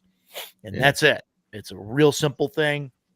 And he's got this like layers thing for the I forget what he calls it, like the web stuff, the net or whatever it is. And there's like different layers, and you can go down to like the further down you go, the more dangerous it is. And and it's really cool. So this would definitely be the Cyberpunk game that I want to run. This is the one that I want to. I've never. I can't say I've ever played a game where you do just rolling for a 6 or something like that. Yeah. Didn't he Dice pool games. isn't the author a nuclear engineer or some crazy nonsense? Yes. He is an engineer at I believe he's a nuclear engineer. I believe he's an engineer at a nuclear power plant. When I I'm not got the book 100% sure. and I started reading it, before you and I talked about it, I was like, wow, this is really. And I'm coming off as a snob, and I don't mean it that way, but I was like, wow, this is really intelligently written. Like, there are so many indie publishers that to produce. Oh, I've got this game. I think you're going to love it. And I read it. I'm like, oh, this is fan fiction trash, and I have no interest in this. But I was reading through Neon Skies, and I was like, man, he really he thought about the science. Yeah. Sorry, he excuse definitely me. did a good job. Yeah. He thought he put a lot of actual thought into this. It wasn't just like emotional splatter. I really like the setting. Yeah, no, it's great. It's great, and I can't wait to get it to the table and run it. I think it's gonna be awesome. So that's definitely Yes, on the says list. Lord. We were actually talking about that Yeah. right before you joined us. You had just missed that. We were talking about a bunch of different post-apocalyptic games on America. What else? Fallout and things like that. So, yeah, definitely part of sci-fi. Yeah, it's good I stuff. think so. Savage Worlds version of Shadowrun. There's probably a third-party thing out there. I don't think there's a real conversion or anything, but I bet you somebody's done it, because I think somebody's converted everything to Savage Worlds at one point or another. It's like it's the modern GURPS. Is that what you're saying? So yeah, probably. Yeah. Could be. So what we talked a lot about Cyberpunk 2020, Cyberpunk Red, what else, and obviously Neon Skies that we got here. I'm not really a huge Cyberpunk guy, so what's you have it behind you? Carbon. Carbon 2165. Yeah, something like that. Yeah, that's the one that's sort of like, it's like 5e based. I think so, but man, I can't speak to it. I don't have the book. I made a character for it once that I really liked, and I got to play twice. So I was playing online, and then the game folded. So I thought it was really cool. I liked the system quite a bit, but I just don't have much experience in it. But I wanted to bring it up because it goes with the rest of that stuff. I do have Stars Without Number here, Ken. I know well, we'll get into that in a second. I don't know if there's anything else. Do you guys have anything else you guys want to talk about as far as Cyberpunk goes before we move on to space? I liked the big one. I was going to say the only thing is I liked being a netrunner. I liked being, that was my thing. I'm an IT guy, what do you expect? Sure. So I was always an Elvin Decker and in Shadowrun or in 2020. I think some of the Cyberpunk games, they're the ones that best handle having a PC not actually like with the group. Yeah. You know what I mean? And I like what I mean is like, normally when you split the party, you end up having to go like back and forth, between like this guy who's like sitting in an office doing, research or whatever, doing something, and like the rest of the group. But in like the Cyberpunk games, and it's probably because of all the technology and stuff, I think that's why it works. You can have that guy sitting in the office, and he's, pulling up the building maps and and disabling the alarms and doing all that stuff remotely without having to physically be there. It's almost like the thief character, but or he's out in the van, not physically there. He's out in the van, or he's like lounging on his couch or whatever, doing the thing, which I think is awesome. I really like that. So, but he's also vulnerable too. That's the other thing, is that you're right. Right. That he can get hacked back. When he's in, full consciousness is in. Somebody can come up behind him and jack him. Right. Which is why he's got to be he's got to be protected, or he's got to have some backup. Yeah. Or just yank his wire and now his brain's fried. Yeah. His consciousness gets stuck in the net. Yeah. Which is cool. God, I love that. Cyberpunk genre is right up my alley, man. I love it. It's pretty cool. Yeah, cities without number. I don't have any experience with it. I do have it. It is behind me on the shelf over here. I have yet to play it or really go through it to speak of it. So I guess moving into space games is the last category I got. Is space. Sure. Before we Yeah, go before we ahead. move on, Yeah, can I say one thing? Yeah, absolutely. I've been looking at all the chat. Everybody that's interacting with us on all the Shadowrun stuff, thank you. Yeah. I can't acknowledge all the corrections because I'm just missing some of them. Everything I'm talking about with Shadowrun is going from memory because I had to sell all my books after I got divorced. So the things that I'm misremembering and you're correcting, I actually really appreciate you doing that because I've got happy memories of Shadowrun and I just want to keep them going. So Me too. Yeah. Me Good looking too. out. And my books have been lost over the Yeah. years. I will get mine back eventually. by Because of God. life. Yeah, and that's the Little by thing is little. I've been slowly rebuilding my collection because all I had was some of my 5e and a few of my third edition stuff, you know. Yeah.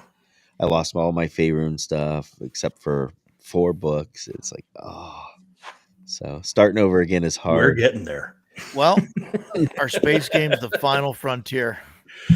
Well, we I don't know. we should answer his question on Star Trek. That was a while back, and Oh, we yeah. kind of glossed over it. Yeah. Let's what Jeff, Yeah, sorry. did you watch last week's video? Where I Rogers did. I muted my audio. I doorbell? swear to God. Yeah. Did you hear the turkey gobble? No, I missed it. Dude, I thought Last- that was Chloe laughing. When you said it was a turkey gobble, I was like, really? No, it's my doorbell because they come out with the thing, the holiday ringer, and it's a gobble gobble thing. Gobble, So gobble, it's gobble. or whatever. That's I don't know what. There must be a reason I had an alarm set for 1927 for 727. Why was it at that time? You know, it's the only. So What's everyone's favorite Star Trek version? Are we talking about the game or are we TNG. talking about the RPG? yeah, that's a good question because there's a Yeah. lot of them, and I love the sci-fi genre. I love Star Trek. I like Star Wars, and I'll fight anybody who wants to say that Star Wars is not sci-fi. Wow, But who would say It that? has to be. Yeah. trust me, Wow. me. Yeah, you should have watched Sunday night. So I'm gonna have to go back and check that out now. Gonna have to watch. Yeah. As far as like the shows and stuff, the old series, the original series, has like a place in my heart, and I do realize that the special effects and some of the acting and like everything is Little just really Over terrible. the top of It was acting. 1960s Yeah, television. but man. it's right. It was in the '60s, and it is what started it all. So that really holds a place for me. But the Next Generation is a close is closely tied with it. I think it's got to be a very. I mean, For me, I grew up watching TNG. You know, I Yeah. think it came on Sunday evening or something like that. But it was my whole family watched it. You know, so it was like a kid growing up in the 60s. The whole family watched Star Trek, and it was the same Yeah. thing. My mom and I did not miss Star Trek. I love that, and so that happy memory is of my mom and I watching Star Trek. It was Next Generation was Yeah. just great. I love the characters. I can't think of any character in TNG that I didn't like. I thought they were all really cool. Yeah. Whereas the original series, people are like Spock. Spock is the best character. Some people say McCoy. Some people say Kirk. But like for me, like the original series, there's Spock, and then the rest of them are like light years behind him because Spock is the series to me. Whereas Fascinating. TNG, I'm like, Picard is awesome. Number 1 is awesome. Data's incredible. I love Data. I thought he was a really Yeah. good, Tasha. not a replacement. Tasha was cool Tasha. too. She only lasted Really? one series. I still thought she was cool. Yeah, I Tasha, had no Denise problem with Crosby her. was a much better as a Romulan. I think playing her daughter, Oh, yeah, granddaughter, later. whatever it was. Yeah, Yeah. when she came back. Maybe, but can you? Is that her fault or is that the No, writing's no, fault? no, Because no. It's season one the of Star Trek, writer's fault. yeah, season one of TNG had its rough spots. Yeah, Sure. they didn't know. Sure. Yes, I just and then you get the sometimes show up in the show Q. Every time Q pops in the show, I'm like, this is gonna be good. Yeah. Because Yeah, Q John was so DeLance freaking is cool. awesome. Yeah, he was awesome. And Um, and there were just it tackled so many adult things and themes that other shows just did not touch. It's just such an excellent series. But anyway, I'm pretty sure we were talking about the RPGs. we're talking about the RPG. Yeah. So yeah, Deep Space Nine. Sorry. Deep Space Nine can. Deep Space Nine was. It was okay. I think it got a lot better later on when they had like the Dominion War and and they Yes. actually got a ship that can go places. When they got the Defiant, the Defiant. they could Yeah. actually like they had station thrusters. The- Like I think the they nice moved the thing thing twice. The nice thing Yeah. about Deep Space Nine, and of course, there's a lot of comparisons because of Deep Space Nine versus Babylon 5. That's Oh boy. a lot of people. There's the whole argument about Deep Space Nine being a ripoff of Babylon 5. Wow. But they had the big No budget. one thinks that, Jeff. No one. No, a lot of people do. You'd be surprised. Now I don't. I think but was that sarcasm? Pass. What? or were you thinking the other way around? No, I'm just messing with you. JMS Straczynski, he actually had shopped the idea of Babylon 5 to Paramount, who then said no, And they then he went passed and on made it, it. and then they Really? turned around and made Right. Deep Space Nine. So Forget that's DS9. that's yeah. why there's a whole bad blood interesting. thing. But as far as the genre goes, I want to play. I mean, I want to play some games in that genre, and it's, Yeah, it's interesting, right? Like we man, I've played in a couple Star Trek games, and one was back in the day. I think it was the FASA one, right. and I don't really remember too much about it. I thought it was overcomplicated, but I think I was also like 15 or whatever. I don't know. So I don't know. I think I'd have to go back to it. And I don't have it. And we played in a game. We played in a game at a convention, and it was me and Jason and was it Joe? Was it Joe there? So, and It was it terrible. was the DM was wearing a Kirk outfit, and so I was like, okay, this guy's the into it. captain's outfit. The Captain's up the classic yellow from shirt. the original series. Yeah. Yeah. The classic mustard yellow. Yeah. Yeah. And man, it was I thought it was gonna be good. And then we sat down, and I think the game could have been good. But the DM, even though he looked like he was way into Star Trek, he obviously didn't read the module and was like figuring things out as he was going and like looking stuff up. And I get it, that stuff happens, and you try and put that stuff aside. But then there was another player in the group. That dude hijacked the whole game, man. Yeah, he seemed to jive better with the GM than we did, and I don't know if they knew each other or whatever. I think they knew each other or something. So they had a rapport. So he was kind of like they were both hardcore Trekkies. Yeah. So are they Trekkies or Trekkers? Trekkies. I don't care. Trekkies. That's a whole argument. I'm a Star Wars guy. So they were Trekkies. Yeah, so Joe, he was in the game. This game was bad only because the GM was not good at running. Yeah, and I think that was part of it. Was it a matter of him not being familiar with the system? It wasn't just that. It wasn't like the system he seemed okay at. It was the module that was like he had to keep looking stuff up, and he it looked like he didn't even read it ahead of time. Yeah, and then also we were kind of like we were going against this other guy, like. We're trying to get this alien off the ship that's causing these problems. And it's like killing people on the ship. it didn't want to or whatever, but it's like people are dying because this guy's on the ship. And so we're like, okay, we need to beam this guy back to his ship and push him back through his wormhole so that, like we can fix space time and all that, whatever. Yeah. It doesn't And like ruin the timeline. this engineer guy who we're with is like, well, no, we got to like help save him and like his thing. And I'm like, well, dude, people are dying here. Like what? Like, I get it. Like, yeah, we want to, but this is one life versus like, here's like, 6 people that died already.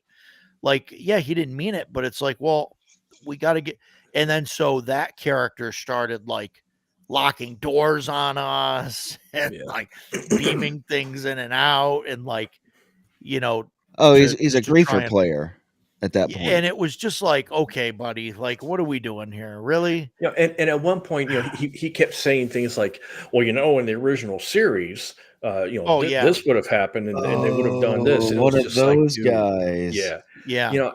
And I can be that guy.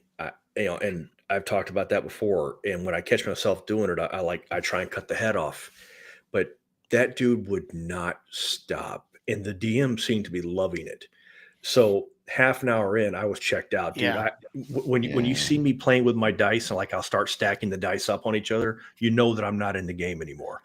I like Roger was just to me, we're trying to get this alien off the ship, and I went, "That's what we were doing." I don't remember. That game was completely out of my head. It was terrible. But maybe under better circumstances, maybe it could be good. Modiphius makes quality games sometimes. I'm a fan of Fallout. So it's the second edition. Is the second edition of the game, and so they got rid of. So it's the same system that Fallout runs on, except they got rid of the D6s. So like your effect or whatever is like the difference of like the roll and the number, something like that, or a fixed number, something like that. And I don't know exactly. Hey, that's a learned trait, man. I had to learn that over decades. Roger is the living embodiment of that statement right there. I was not born with common sense. I had to learn it. Yeah. I'm going to tell the story, Roger. Yeah, no, go ahead. Go ahead. Roger and I were at PAX. It was my first year at PAX, and Roger and I were going, and we met some creator who Roger can fill in the blank because I don't know. It was a Free League. It was a Free League guy, and I forget his name. I forget his name. But he was the Free League guy. The two of us are walking with a couple other people, and Roger's like, he stops short. So like I bump into him, and he whips around. He goes, "You're the guy," and the guy looks at him like, and I went, "Oh, excuse me. Okay, what he means is." He has seen you on YouTube. He recognizes you, and he's very excited to meet you. And fortunately, the guy laughed, and he was translating. He was like right there. I like turned around. Yeah. I'm sorry. I like turned around and like I see this guy, and it's this guy I've like watched on YouTube, and I forget his name. And he's at the Free League booth. He did a lot of Free League like promotional videos and like reviews, and was working with them. And I don't think so much anymore. And and so I used to watch all his stuff. And and I like turn around and he's like right there. And I was like, holy shit, that's the guy. So when I see in person, I'm gonna have to go, You're that guy. The guy. Yeah. You're the guy.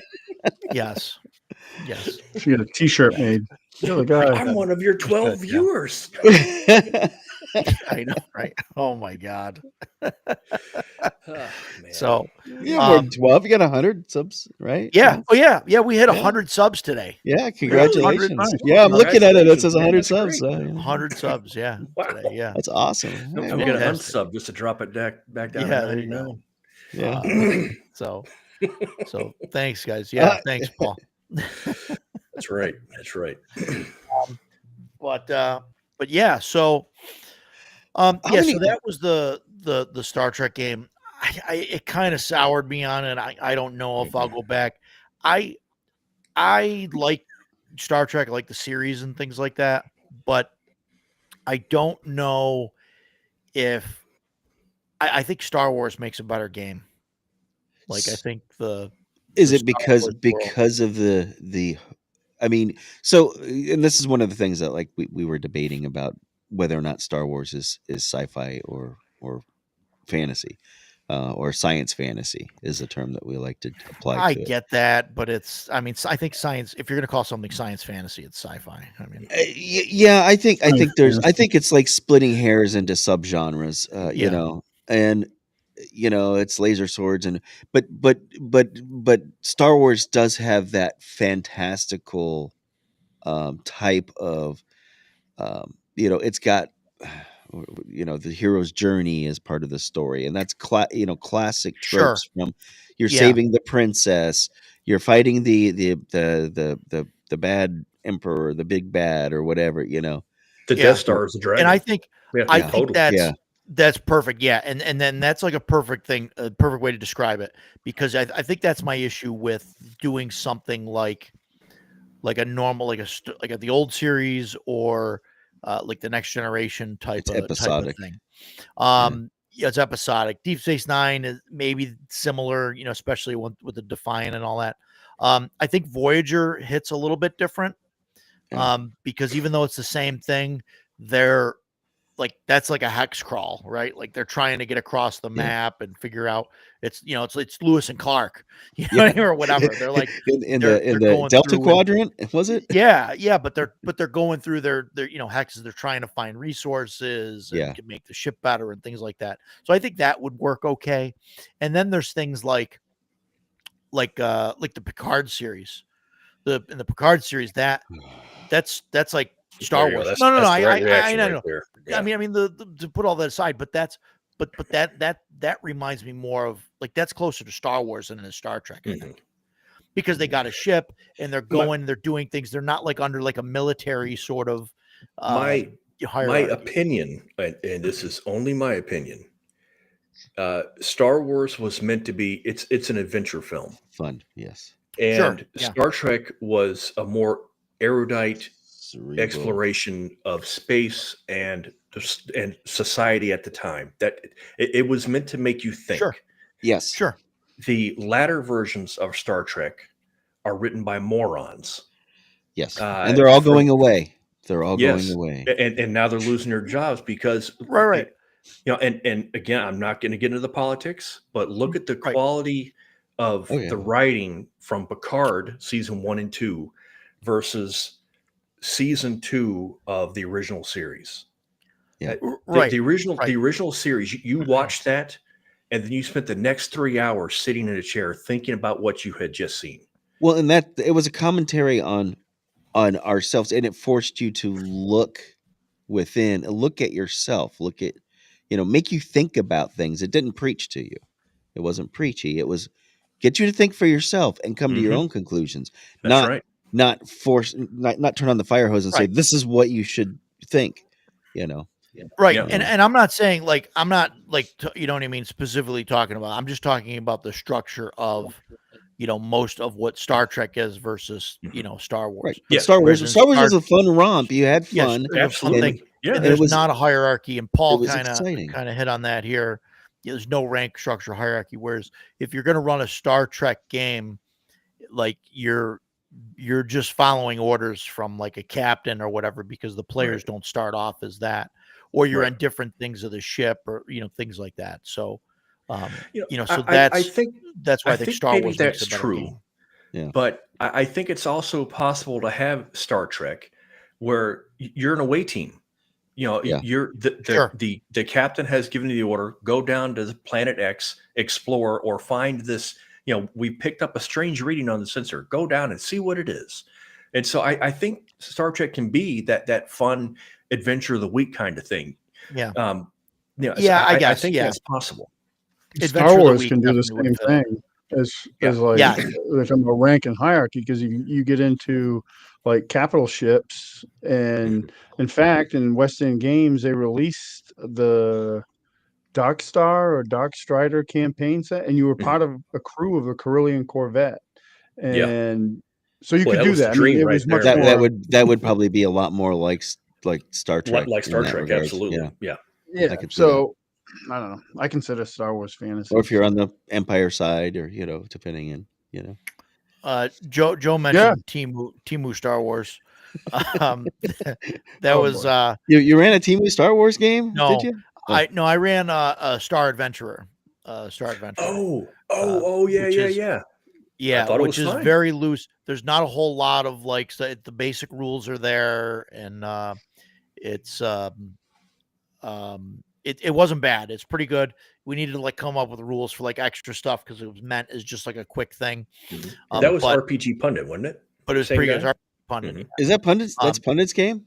It's Mhm. Pundit's game. Yeah. Okay. Star I I Adventurer. thought I it don't was have that thoroughly one of enjoyable. him. I got a bunch of his stuff, but that's not one of them I I have. think it was well done. It's like, roll random when you level up and whatnot. And it was it's not that expensive either. It's only like 20 pages as well. And he's very like loose with stuff. Like there's not like a whole list of like races. He like separates it as, as to like there's like the strongman thing or whatever, the brute and like stuff like that. So you kind of just can do whatever, like, oh, you want to be a Transdoshan or a Wookiee or whatever. Like, okay, you're the brute class. Like that's what you are. And you just kind of customize it that way. Yeah. And I kind of ran a game like that. I really like running like kind of Star Wars-esque type games where the players aren't invested in either the Imperials or the Rebellion or whatever, and they're just kind of out there on their own. And I think that's where Star Wars like shines its best. And I also, when I run Star Wars campaigns, I do not have Force users. I just say, nope, nobody's a Force user and nobody's a Jedi, No and space that solves wizards, a huh? bunch of problems. No Well, space wizards. because it causes issues in the Star Wars world. Yeah. I know Jason's waiting to disagree with me on this, but it he's causes got issues that look.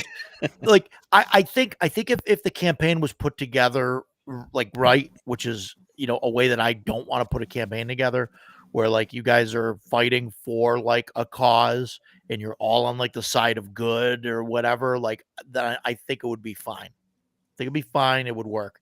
But I like to run my game in like the grittier, slimy The fringe. areas of the game. Yeah, all the fringe stuff. Fringe And element.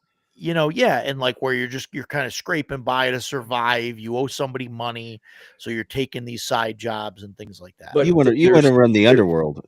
There's no basically. reason that you can't have a Jedi in that setting. The problem with it is that when people think of Jedi, they think of Luke Skywalker, Obi-Wan Kenobi, or the dark side. The D6 rules, West End Games, which everyone loves because it's excellent.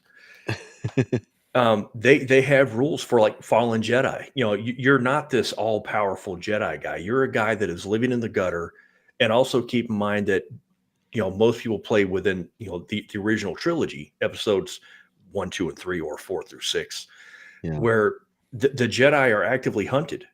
So to go around waving and picking up spaceships, you're dead if you do that. So for me, it's easy to keep a lid on that by enforcing the rules of the setting. So because you and I have talked about West End Games quite a bit, the D6 system, and I don't recall seeing in the game a cap on the number of dice you can roll, and that's when you start running into problems. Right. But there's nothing that says you can't put a cap on it. Okay, look, for all dice rolls, the most dice you can roll is 6. If you spend a force point, you can go 12. But for normal, 6 is the most you can roll. Because I've been the guy. My first D6 guy was playing a Jedi, and I brought him up the hard way. And after 3 years of playing, man, I was rolling like 20 D6 on my force checks. And so, like with my lightsaber, when I'm hitting it, I'm doing like 100 points of damage with a lightsaber. I'm ripping spaceships out of the sky. But I've been playing that guy for 3 freaking years, and we played every single Saturday. So, that kind of thing. Yeah, if I ever ran that again, long term, I would cap the skills. Yeah, and then you've got a Star Wars system that is easy to maintain and easy to control, because you can be powerful as a Jedi, but you're not going to be a demigod as a Jedi. So that's my take on that. Well, I still love the D6 Star Wars. I think it's amazing. How many different systems are there though that use these IPs? There's probably been a lot over the years. Well, haven't there? there's a handful that that use the IPs, and then there's a lot that kind of, you know, skirt, you know, they file the serial numbers Right. off. Yeah. You know, Star Adventurer, like you look at that, and I was trying to find the book, but like you look at it and it's like C3PO and R2D2 on the cover, but it's not. They're like, But it's different. not. Yeah. It's Okay. different, you know, but it's different. But you look at it and you go, oh, this is this. Or you read through it and then, yeah, and it's like Psychic Knights or whatever, you know, and like, so you could say, okay, this is you know, Star Wars. Force users. And, yeah. And you know, I've got a handful of sci-fi games, and they all have, you know, that sort of things, you know, and you could see, okay, this is, you know, this is Star Wars. That actually use the IP. Wow, I don't. There was there's the D6 Star Wars. There was the D20 Star Wars. Mhm. There's Man, Fantasy Flight games. They use the IP. Oh, Fantasy Flight. Also, I ran a thumbs down campaign on that with one, that. yep. Yeah, you guys got some thumbs down on that. I didn't. I ran it for like 2 years, and it was okay. I mean, I'm not a big fan of proprietary dice. Mhm. That's, you know, Yeah. that was a big issue. They probably did Um, some. I never played it. I think they probably did some good things like with the fluff of it, but the mechanics. I've watched it and I was like, Yeah, no. it takes Star Wars should forever play for fast, turns. Mhm. and I don't Yeah. think the D20 was. I bought the D20 book. The only system I would play, I mean, unless it's like one of these ones with the serial numbers filed off, would be this one. Mhm. Yeah. That's the best Star Wars game. Yeah, and Ken is talking about Worlds Without Number, with the Stars Without Number Codex. So Stars That's Without always Number, okay. that's Kevin Crawford, and then Worlds Without Number. Yeah, I know I have a friend that she's like during COVID. I didn't play in that game. I wish I could have. She did like tons of research, like watched all the animated stuff, all the movies, everything, did and ran a Star Wars campaign. I think was Stars Without Numbers or one of those games. Yeah. And I'm sure it was awesome. I'm sure. and that's a pretty good system. Skills, I believe, are 2d6 rolls in there, and then it's a d20 system, just a basic d20 system, which is really cool. And they have there's Stars Without Number, which is the space one. Ashes Without Number is the post-apocalyptic one. Cities Without Number is cyberpunk. And I'm trying to think if there's and Worlds Without Number. I can't. Yeah, Worlds Without Number, I think is fantasy. The But nice thing about I Star like, Wars is it's big enough to do other things with. right, Oh, I yeah. You I have an ran Star entire Wars. galaxy at your disposal. Yeah, I ran probably 4 or 5 years of real time of Star Wars, and I mean the closest they ever came to like meeting any iconic character was they were in I had one of the books had a sector, so that's where my game was all took place, and their goal was they played part of the Rebel Alliance. It was during the original trilogy, and their goal was to free that sector. And they were in a cantina, and the cantina band from Tatooine was in there playing. You know, the Biffs, the Yeah. big bulb-eyed guys. That was it. That was the closest I ever came to meeting an iconic character. They didn't. I never had to do that. Yeah, that's the I big didn't thing. want to cross those streams. You don't want to cross that, and that I mean that happens in fantasy too. You know, if you're playing in Faerun, and you know what happens if you run across Dritz because you think it's cool, or well, you kill him immediately. Yeah. right. I You will know, Put his head say, on a pike. I will say, speaking of that, my Wow. good friend Matt ran a Forgotten Realms game, and he knew, like, because I had said we were going to Baldur's Gate, and he knew I was a big fan of Baldur's Gate from the original video games, Right. and he had us meet Great games. Mince, First two. and who was in the original Yeah. game, and Love it was Minsk. great. I mean, he helped us fight a dragon, and then he went his separate ways, and we never saw him again. But it was Love pretty cool. Minsk. Voiced by Jim I did too. Cummings. Jim Cummings he was great. did the voice With in 1 and 2. with Star Wars, you know, that whenever I ran Star Wars, I would always tell them at the start, you might meet Luke, you might meet everyone you know from that universe, but you will not kill Darth Vader because you're not able to. That option he'll be too powerful. He'll have too many people with him. You can't kill the Emperor. You can't kill those guys because it is not your destiny. And that's it's a cheap, easy way to get out of it. But because destiny is such a huge part of Star Wars, it's easy to do. It is not your destiny to redeem Darth Vader. That is Luke Skywalker's destiny, and he will fulfill his destiny. And for me, and as soon as you put that out, most players are like, got it, no problem. It was never an issue with my group. Yeah. It just wasn't. They had enough to worry about, because I loved making different villains and stuff for that game, and they had plenty to worry about. They didn't have to worry about Darth Vader. They had no idea who Luke Skywalker bouncing around was, trying to avoid, the stormtroopers patrols and this and that and the other, Imperial blockades with Star Destroyers everywhere. That would be that's great, but you're not going to run across the right. I ran at a local game store that closed, Cloud Giant.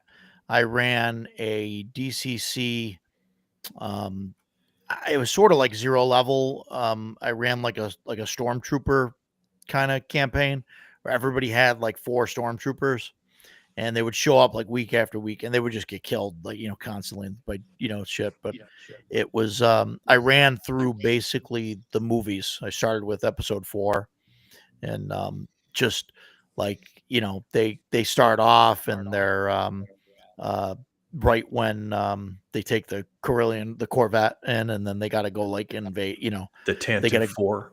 The Tantive 4, and they're getting shot at and everything, and it's like a bunch of them die as they're like falling, going in, and they got to do that.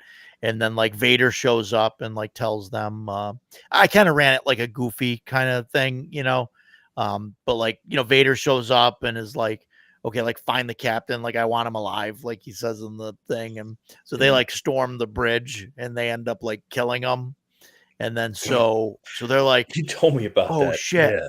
Like we killed the guy that we were supposed to, like, shit, somebody's got to take the fall for this. So they're like, okay, we get the next guy, and okay, listen, you are now Captain Antilles. Like, and they dress him up in like the suit, and they bring him to Vader. You did Weekend at Bernie's Star Wars? Yeah, like that. And they're like crapping themselves, and like Vader ends up getting like pissed and like kills one of them, and like it's just a whole thing. And like so they did that, and they all that fun stuff, and it was cool. And then they end up on Tatooine, and they're going to they go to because this all happened off screen when they go to Owen and Beru's place.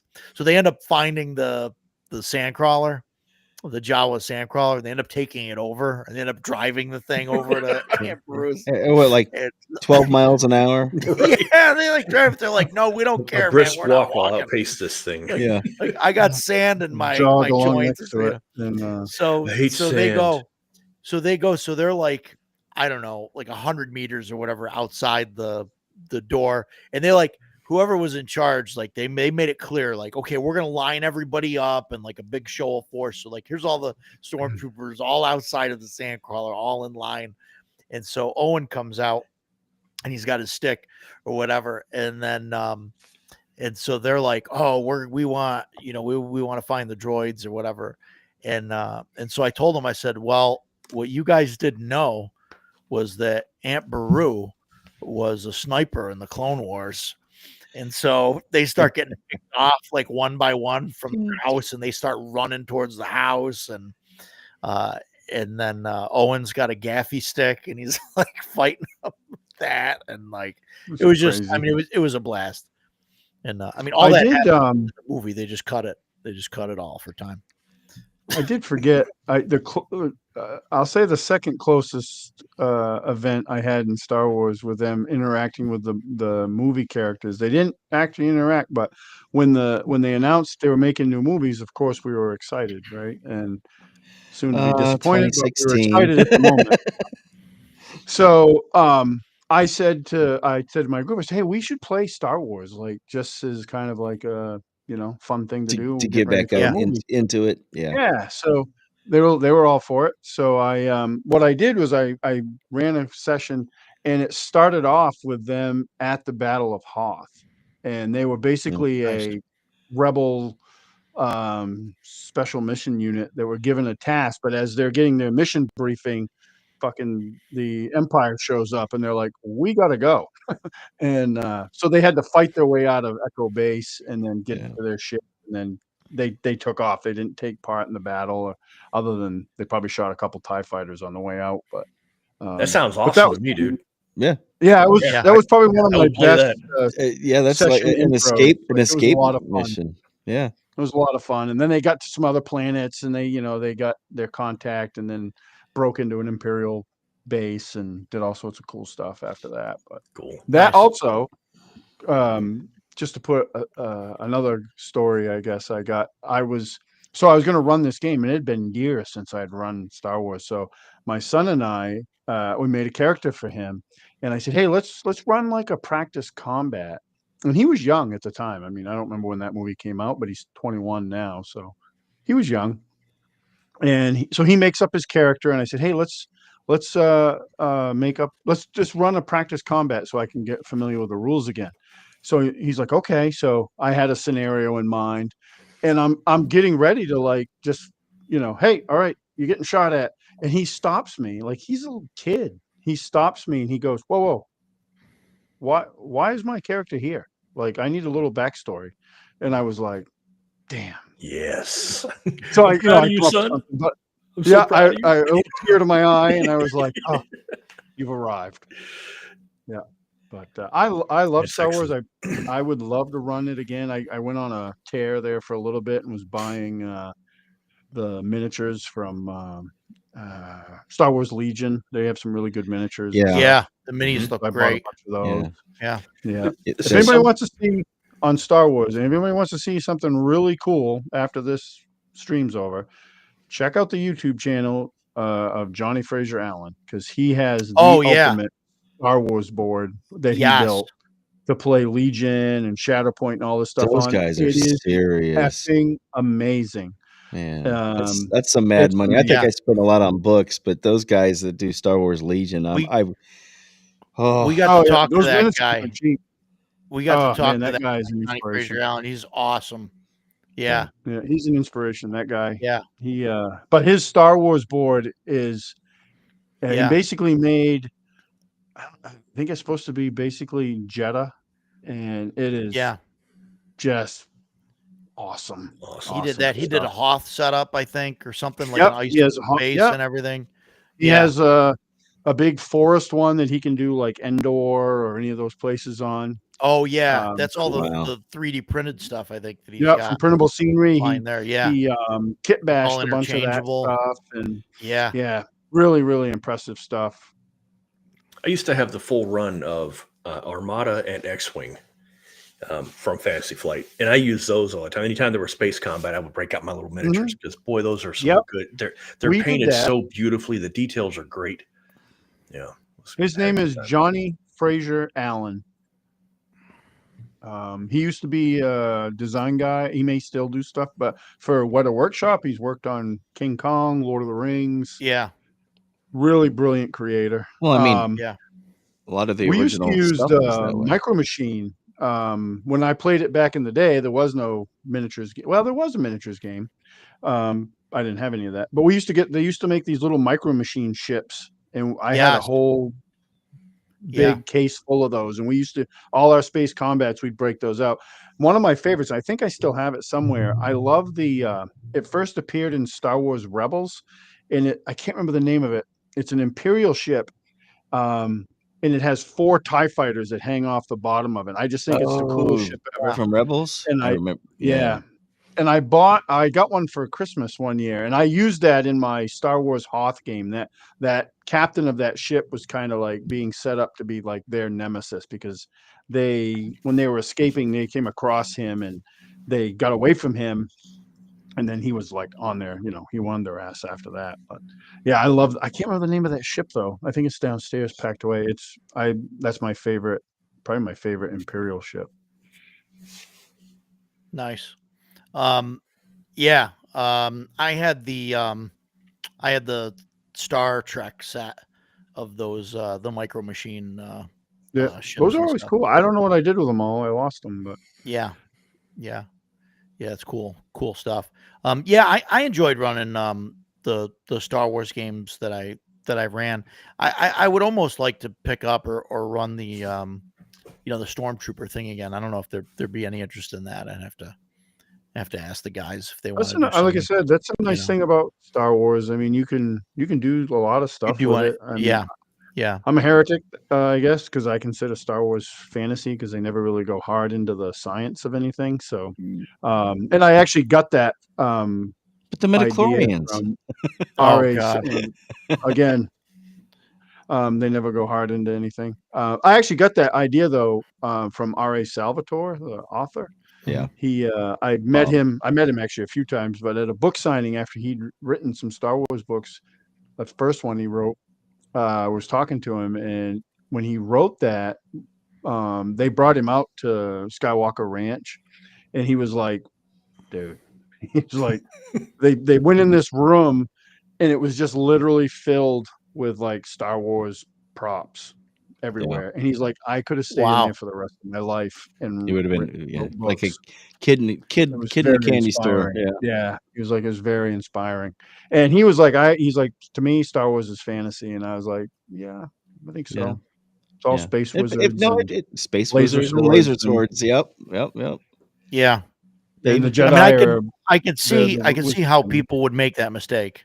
but no, it's but see fact. now Roger and I are on the same. I consider them both. I consider Star Trek and Star Wars both to be science fiction. So Yeah. but I mean, I it could is more see it because fantasy based. yeah, Yeah. I mean, you're just taking, you know, uh, the fantasy setting and just making it, just giving it a cover of, hey, this is in space. But as soon as you do that, it's science fiction now.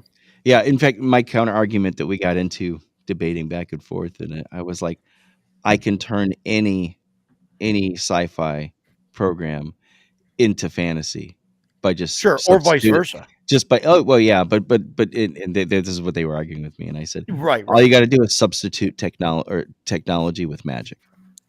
Yeah, exactly. That's Yes, literally I mean exactly. so where do you want to cut All right, all right. So let me ask you this then. Let me ask you this: Spelljammer, fantasy or sci-fi? fantasy.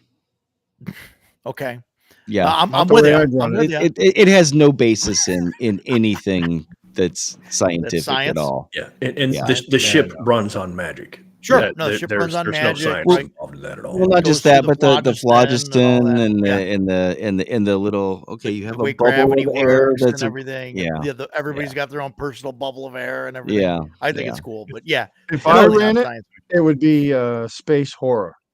It would be awful. Of course it Like, would. Space horror. Cthulhu like, monster coming out of a yeah, black hole. What'd she do to Space yep. you? horror. What? They Uh-oh. they'd land on a ship and it would be right full of mind flayers, beholders, all sorts of just Get what's Yankee.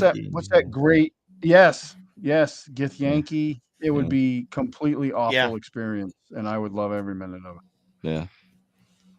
Yeah. Um. It would be no world's moons made out of cheese or any of that nonsense. It would be Wait. straight There's up a space moon made out of horror. cheese. I want some cheese. Yeah.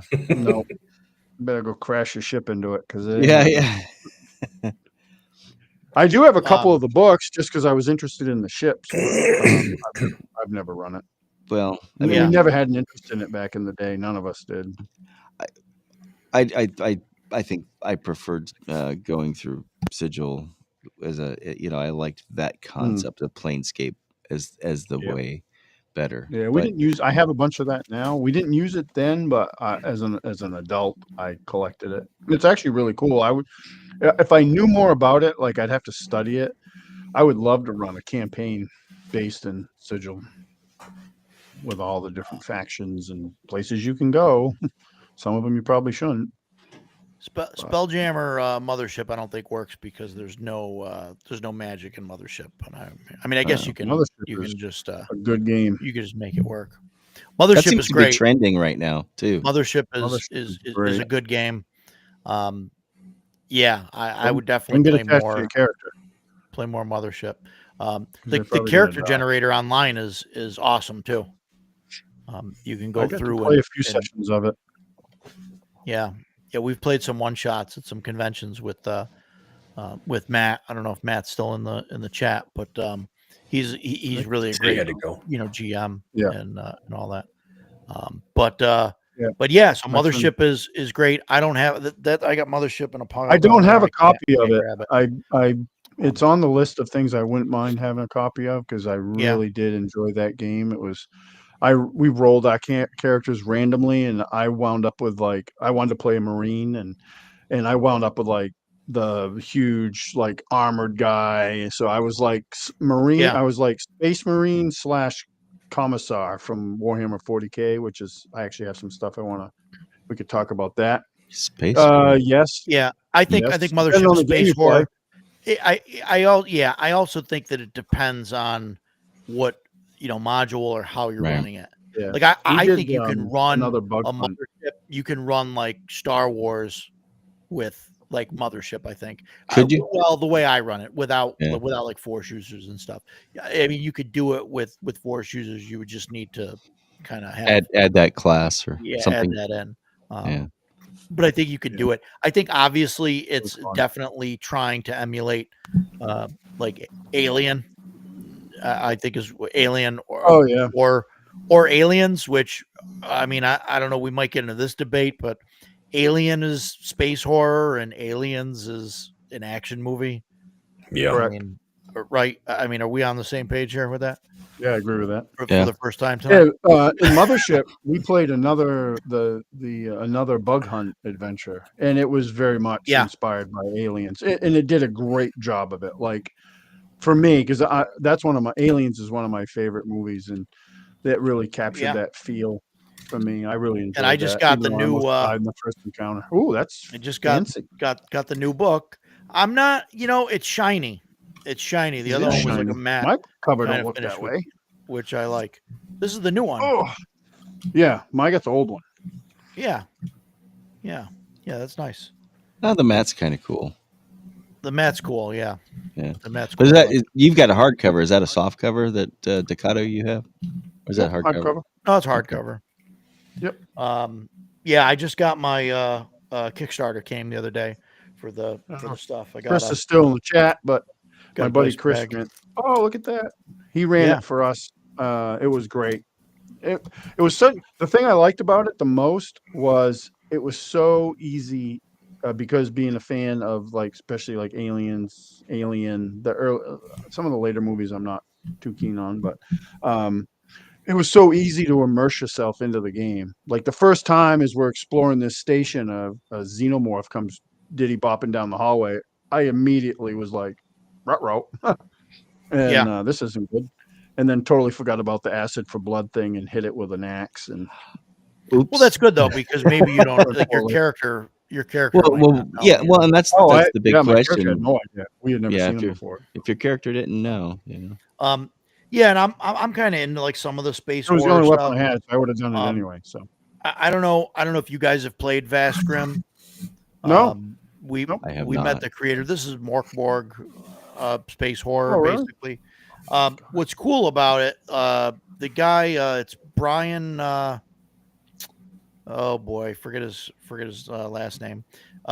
He made this thing here is a miniature that he painted up, and then he put it on a background and took a picture of it, and then he brings it into Photoshop or whatever, and then makes it art. Yeah, and a lot of his art is like that. He's actually got the minis and stuff, which is pretty cool. Brian Collins, and he's Brian Collin. Yeah, he's a good guy. I know,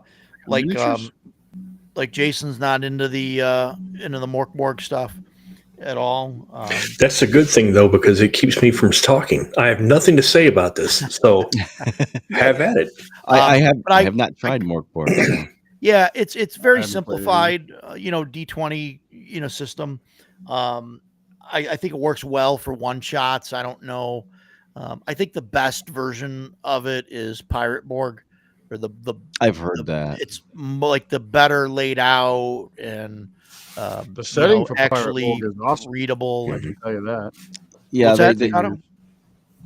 The setting for Pirate Borg, I think, is Oh awesome.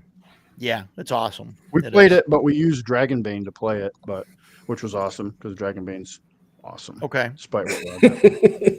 We're gonna plug Dragonbane in every right. cast we have. Yeah, every chat we have, there'll be mention of Dragonbane and what an awesome game it is. Yeah, one of my co-panelists on the Babylon 5 and one of the guys I was arguing with about the thing.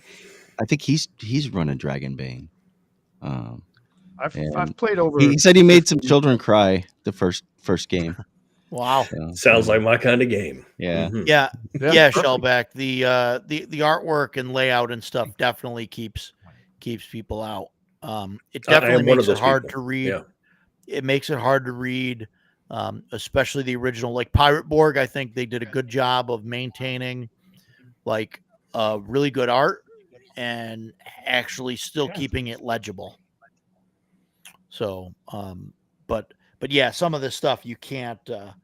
Some of the charts and stuff, the way that they're laid out, it's just you just can't read it, and then your eyes have to like readjust, to every page to try and figure out what's going on. So I do like the art in this book. What book This is the only Borg.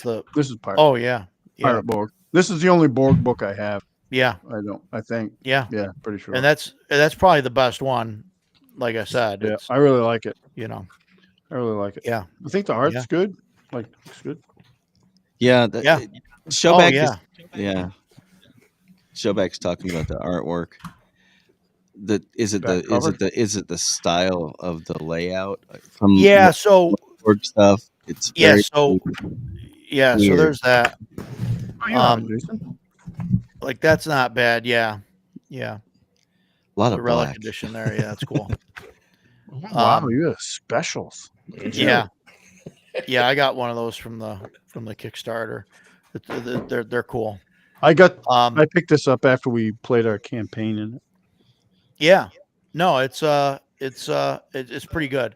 So the problem, Jeff, is you get the especially the original one, like they go heavy into like the heavy metal like art and stuff, and every single page is laid out completely different. And that would probably drive it just has like even with the Vastgrim, like I have the Vastgrim book here.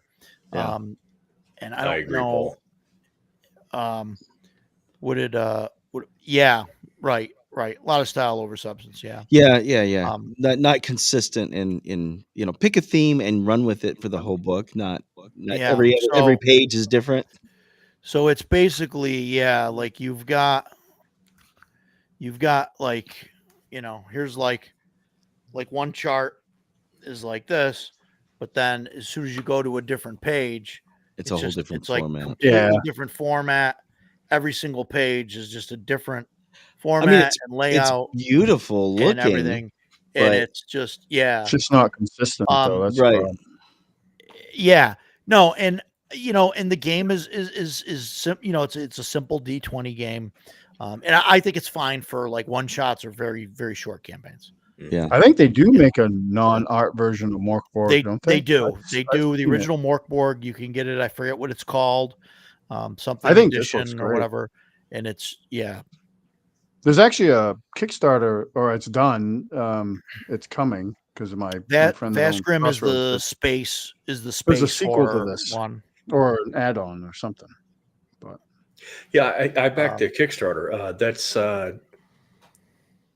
Undead Down in the Bahamas or something like that. I was this close. I didn't back it, but the Crossroads will get a ton of it. So if I want to pick it up, I can.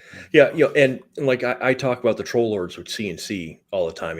How they're really good. No, I've never heard you say anything bad about it. But the Pirate Board guys, the Limithron, are the exact same way. It's a couple of brothers, I think, that run it, and they've got a couple of friends that help them run it. Man, we walk up in Page, and they will look at me and go, "Jason, oh hey man, great to see you again. Hey, you gonna play this time?" And it's the same with Roger. And again, I'm a nobody. but I was just the guy that went up to the booth and told them how much I liked the product, and they've never forgotten it. Yeah. I really like that about them. Yeah. I like people. I like, especially, when they're open and they're not so well, you even told the story about when you went to go get the book signed. That's the total opposite thing. And that's a way to drive people away, Yep. and you want that personable, oh yeah, hey, I'm here, to Yep. yes, I want to sell you stuff, but I'm going to remember you or try, Yep. so Yeah. Yeah. And and I've gone to a lot of conventions, so I've met a lot of those people. And that Germaine woman is the only one that I have ever had that kind of interaction with. And I was like, man, what did I do to offend this lady? Most of the times that I talk about Kelsey Dion. Yeah. She was so freaking cool when I met her that I was like, I don't care what this lady's producing, I will kickstart it because she is Super worth nice. me giving some money to. This is great. Yeah. And I did. I went in on Shadow Dark. I mean, Mhm. Yep. same thing. And I can't say anything bad.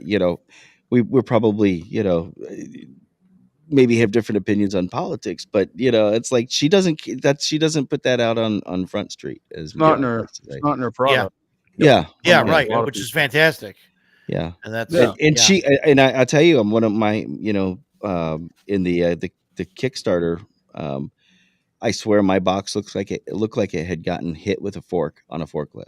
Oof. And I remember you were showing the side of the book Mhm. at one point. It looks like a fork hit it. Yeah. It literally did. Well, so did the box too. I think I had a picture of the box somewhere, but and she's like, "Oh no, that's not good. Which one is it?" and I could have said, "Oh, it's the special edition one," but it wasn't the special edition one that was damaged. It was the just the standard version, and man, I had it within a couple of days. Awesome. So Yeah. that's the type of Yeah. the type of publishers that we Yeah. need. Yeah. Yeah. Yeah, absolutely. Absolutely. Are we Yeah, ever gonna get to this? Traveler. Man, so that's is that the Mongoose? This the is the Mongoose Mongoose Traveler? one. Yeah. So yeah, Blade Runner, the RPG. Yeah, wow. We're not finishing this podcast without talking about Blade Runner. No, man. I know. No, we can We're all holding up. we got all holding stuff up. One more to go. I would love to run Traveler. I would love to run Traveler. I only have the classic Traveler, the original box. Yeah. That's the 3 black books. I've been And, dying to find people to run for it. I to would run it for. I would love to run it. Love It to was play funny. it. I was talking to some people about it because I don't see it at conventions at all, like being run. And then I found somewhere in Pennsylvania, and I think they just did it like a couple weeks ago. They have Traveler Con, and that's all they do is play Traveler all weekend.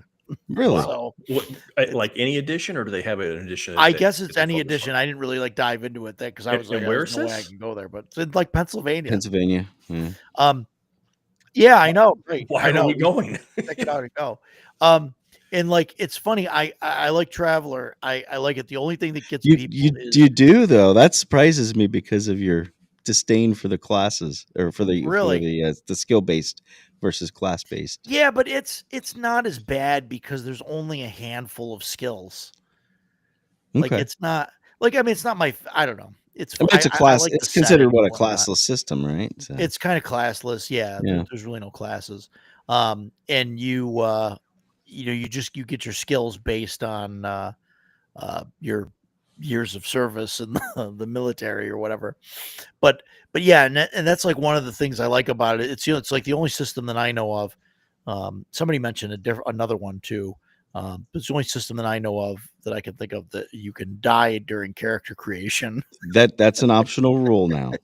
Yeah, thank you. Okay, that right there, what you just said saved that game for me, because when Roger told me about it, and he was like, "Yeah, and he was going on, and then he said, "And you can die," and I was like, "What the hell kind of nonsense is that?" I'm making a character. Oh, he died. It's a meme. Because it's a T-shirt. You can get the T-shirt that says it. It's like a push your luck it's like a push your luck game where you basically you get drafted in the military at 18, right? Yeah. So you could pick whether you go into the Marines, the Navy, the Army, like whatever, right? And then that's a 4-year thing. So you're 22 That's when you not how get the out. draft works, but that's fine. Well, this is how the You draft don't get works to in the pick. If you future. get drafted, you don't get to pick. Oh, no. Okay. I'm sorry. So there is a draft.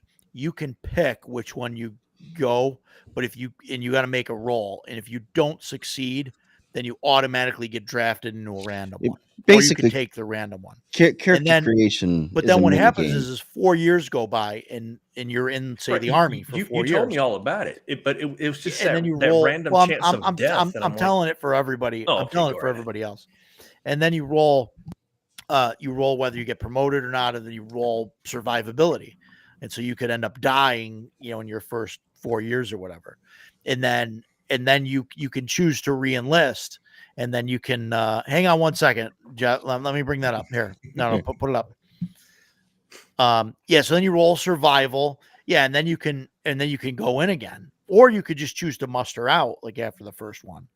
Right. But if you choose to stay in, or then there's another chance that you get killed in combat, or killed in action.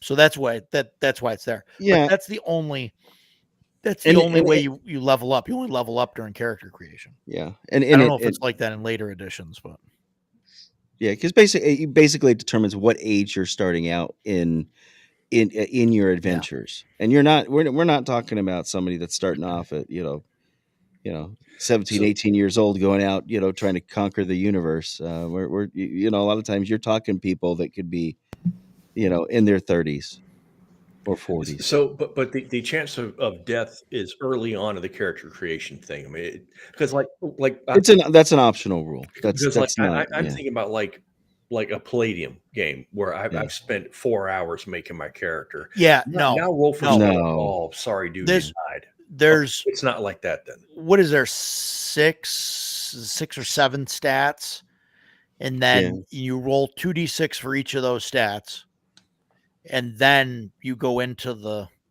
military Right, where thing. that's how you gain your skills. Yeah, Okay. That's how where you gain your learn skills and you stuff. earn you It's gain not your like a skills that way. Palladium thing, where Okay. you're like going through like a heavy. So then, really, character my creation. disdain was from my misunderstanding of the system. Yeah, I which guess. Yeah, should I be a mean, which shock is to my no fault. one. Which Okay. and some of that's my fault because I, sometimes I'm terrible. You're like, oh, this is great. You can die during character creation, and you're like, That's like how I pitched it, and he's like, "Wait, what?" yeah, And I go, "No, you make rolls, and you could die because you enlist."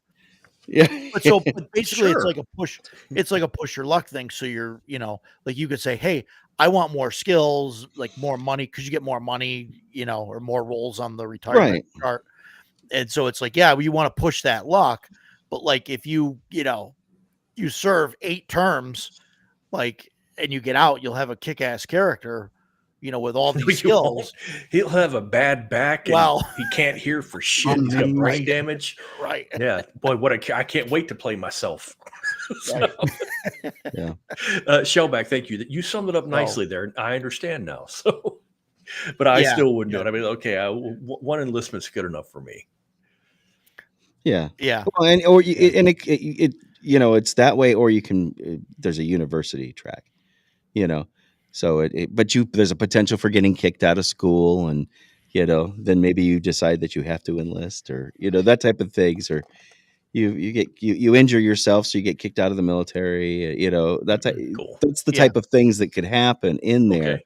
Okay. And like I Alright. said, real life. That's basically you're rolling Yeah. up a character that's gone through. That's cool. Okay. But I then wanna check once this you out do now. that, that's your character, and there's no advancement later. Yeah, Buying yeah, equipment and stuff. Yeah, you're unleashed on the. Now you're just trying to amass wealth and prestige, and have fun and adventure. I like Okay, the cool. I like the that they put in, even in the little black books. I don't know if it's in the like the Mongoose stuff, but they do the economic stuff where like when you're creating like different planets and stuff, you roll yeah. randomly, and it tells you like what they're willing to pay and like what services they have to offer. So you might have like like wherever you're at, right, and you're going like to the next sector or whatever, like you could say, okay, this planet, you roll it, and it's like, okay, so they're selling, um, like grown items or whatever, food, and it's like, it costs so much, whatever. It's like maybe 10% below cost, right?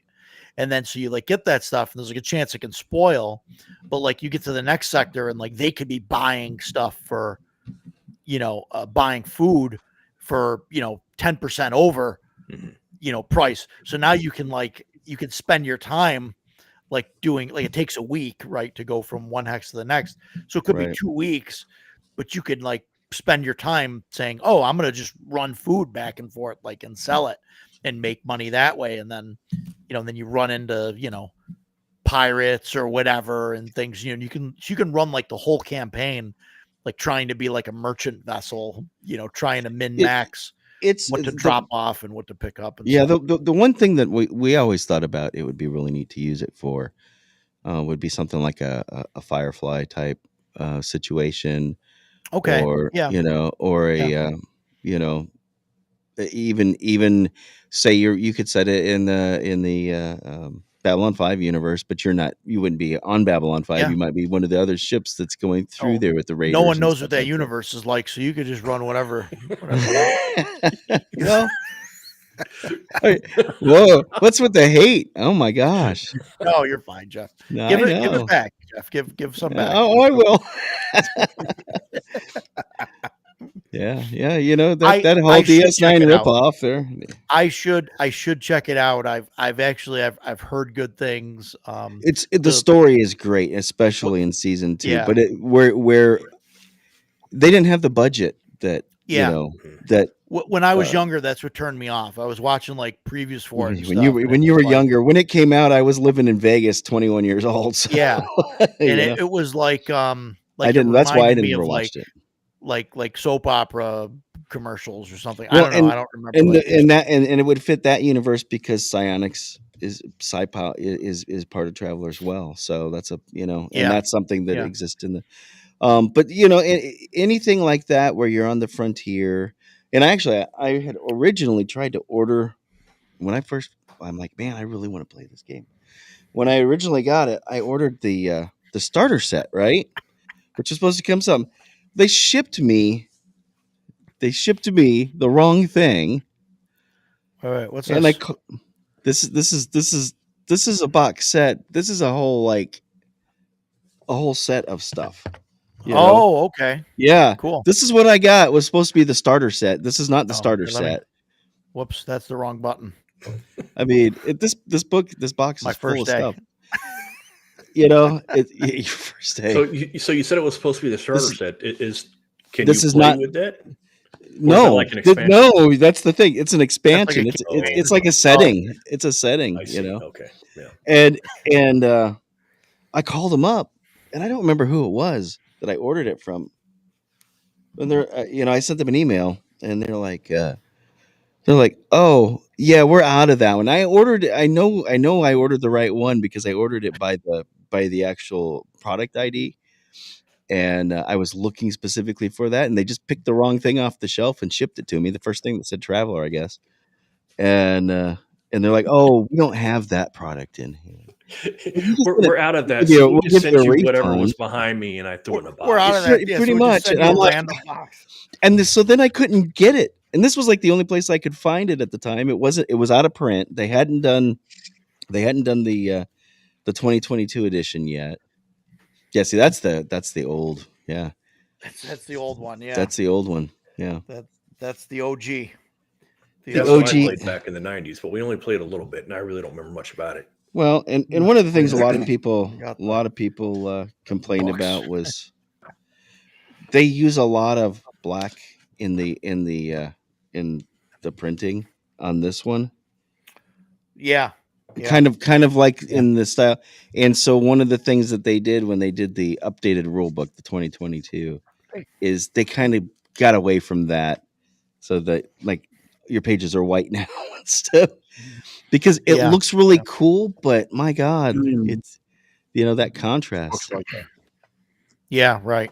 Yeah. I don't know if the new one is, but the old one they use a lot of. Yeah, lot of black. and that's expensive, man, to be The using new all that one- ink. Black ink. The new Yeah. one, if you look, the spine is white, and I don't know. I mean, mostly inside, it's all like that. It's And all which one is that? you know. I mean, there's some. This is the new Alien one, Oh, okay. the second edition, but So it's they kind of went the same route. it's mostly light. It's light, and most of the text is like black or this kind of like greenish kind of color. So it's not seen terrible. every episode of Babylon 4. Well, yeah, I think there's one more episode of Babylon 4 that I need to see. I think it comes up in like the next season. Oh boy, I have no. I Yeah, have no yeah, idea. you have no idea. Yeah, there was 5 Babylon. It was the last of the Babylon stage. So that's actually the opening. Oh, So there was 4 Yeah. 4 more that were built before it, and something happened to all 4 of those. You know, and so this is the sabotage or fifth. something This is like the fifth Yeah, one. Then yeah, this is not the squeaky clean Star Trek universe. This is yeah. I mean, it's very Yeah. So, but I think that would be great to be because you've got the Raiders and stuff like that, and like I said, Firefly, Buck Rogers, anything like Firefly that would be you could do. fun, yeah. Shellback, Yeah. you mentioned you said Firefly would be an interesting game. Great RPG. It didn't have a very long shelf life. It's kind of niche, but I loved it. I used to have it. Again, sold all my stuff, but I thoroughly enjoyed it. If you're a fan of the show and you know the show and your DM knows the show, which is very important, you can really have a good time with Firefly. 'Cause Yeah. it's Cowboys in space. It's just a blast. Oh yeah, well, Yeah. and the I was going to say one of the things that we used to do, we adapted D20 Modern for a lot of things too. Mhm. We were playing like Stargate. We did at the time there was no Stargate Right. book. Since then they came out with one about 4 years ago, 5 years ago, something like that. But there wasn't. So we were using D20 Modern at the time. Okay. Yeah. I mean, it was kind of in between 3.5 and 4th edition. There was I before ran 4th that edition for a came while. out. Yeah. And- I've got T20 Modern on the shelf. Yeah. Yeah. Good system. Yeah, I wish I still had my D20 Modern book. But Yeah. one of the I like to think that maybe Trollord's Amazing Adventures would be able to be tailored to that, or I know You don't think so, Mikado? Dicato's shaking his head. No, you don't think I so? had it. Why not? I had it, got rid of it. Amazing Amazing Adventures? Adventures. The original one or the newer one? New one. The new one, Really? and you got rid of it. Yeah. Please tell us more, Yeah. because I bought the new one, and I'm thinking about using it to run. I some looked stuff. through. I wanted to run. I would love to run some sort of No, modern we haven't. era game of some sort. And I looked through that, and I just never saw any way that I would make that work for the classes. A lot of the classes didn't make any sense to me. The fact that it doesn't have a, I mean, yeah, I can use monsters and treasures, but like if you look at the covers of the new books, they're awesome. Yeah. Where are those monsters? They're coming. Monsters and treasures. They're coming. Yeah. What am I going to wait another 5 years for Yes. M&T for Amazing? No, I'll find some other system. I Yeah. got it, and then I was like, I had buyer's remorse on that one, and Oh I wow. traded it off. So I kept mine, and I talked to Jason Vey about that, and he assures that a monster book that has all the genres and stuff in it is definitely coming. Yeah, I didn't like the classes. Like the classes didn't. I Yeah. don't remember what kind of game I was thinking of setting up, but like, Well, it I- used I to be a didn't want- pulp game, and then they sort of Yeah, turned it which is into the fine. universal Perfect. thing. yeah, and it's Yeah. just like I don't need. I don't know. It just didn't do anything for me. No, there was no like spark of inspiration to run a game with that. I was like, nah. I looked through it a bunch of times because I really wanted to make it work. I was looking forward to it, and I Yeah. got it, and I was like, not for me. Hmm. Not for me. Interesting. Coriolis, Yeah, That Paul and was that was Matt Free League's first game. Coriolis. mentioned that. Yeah. Was it? Yeah. No, I think Mutant Year Zero was. I don't know. They talk about Coriolis being their first one. I can be wrong, but that's what I read. That it was Coriolis was what they decided to build Free League on. But I don't know. I'm just telling you what Okay. I saw. So Yeah. yeah, I don't It know. looked I don't know cool. anything about the Expanse. I don't really know too much about Coriolis. I know that it's supposed to be like space exploration and it's got magic and stuff in it. yeah. I don't know. It sounds like a derogatory description, but it's not. It is described as Muslims in space. The religious overtones on it are extremely heavy. Like it's a very rigid religious system, and it's space exploration. I don't Okay. recall why they're leaving the home planet behind. I don't remember. I used to have the core book and 3 campaign books for it. I bought them at PAX one year, and I think, man, I got like halfway into the core book, and I was like, this just isn't for me. So I got rid of them at YourCon, auctioned them off. Okay. High quality like everything else Free League, but it just was not for me. Okay. Yeah. Well, I wonder what else would be. Maybe some of these other systems would be tailored towards. I just thought I was looking for a system that could be applied and wrapped to anything. So that's kind of where I was Yeah. thinking. Paul Ducato was just saying the same thing in our private chat. I stand correct. I have no problem Yeah. with it. I think trying to find like a universal system is like Impossible. yeah. and the only reason I say that is because like I think there's certain IPs or certain types of games where like a D20 system I like the D20 system. I would try and run anything in a D20 system. But I Right. think there's certain things that just don't work well in a D20 system. Like, and I think like a good example of that is superheroes. I know that several people have tried to do it. I know I talked about the DCC, superheroes thing there. But I think that the D20 system just can't do superheroes, especially with the way hit points work and everything else.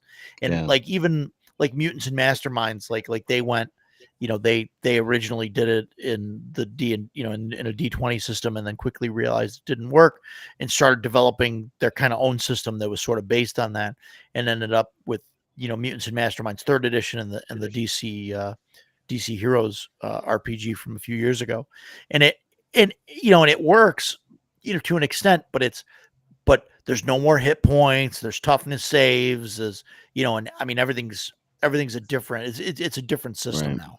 now, and so I think that's like part of it where when you look at the way things should work like in universe and and there's just certain systems that don't They translate don't well fit. to that.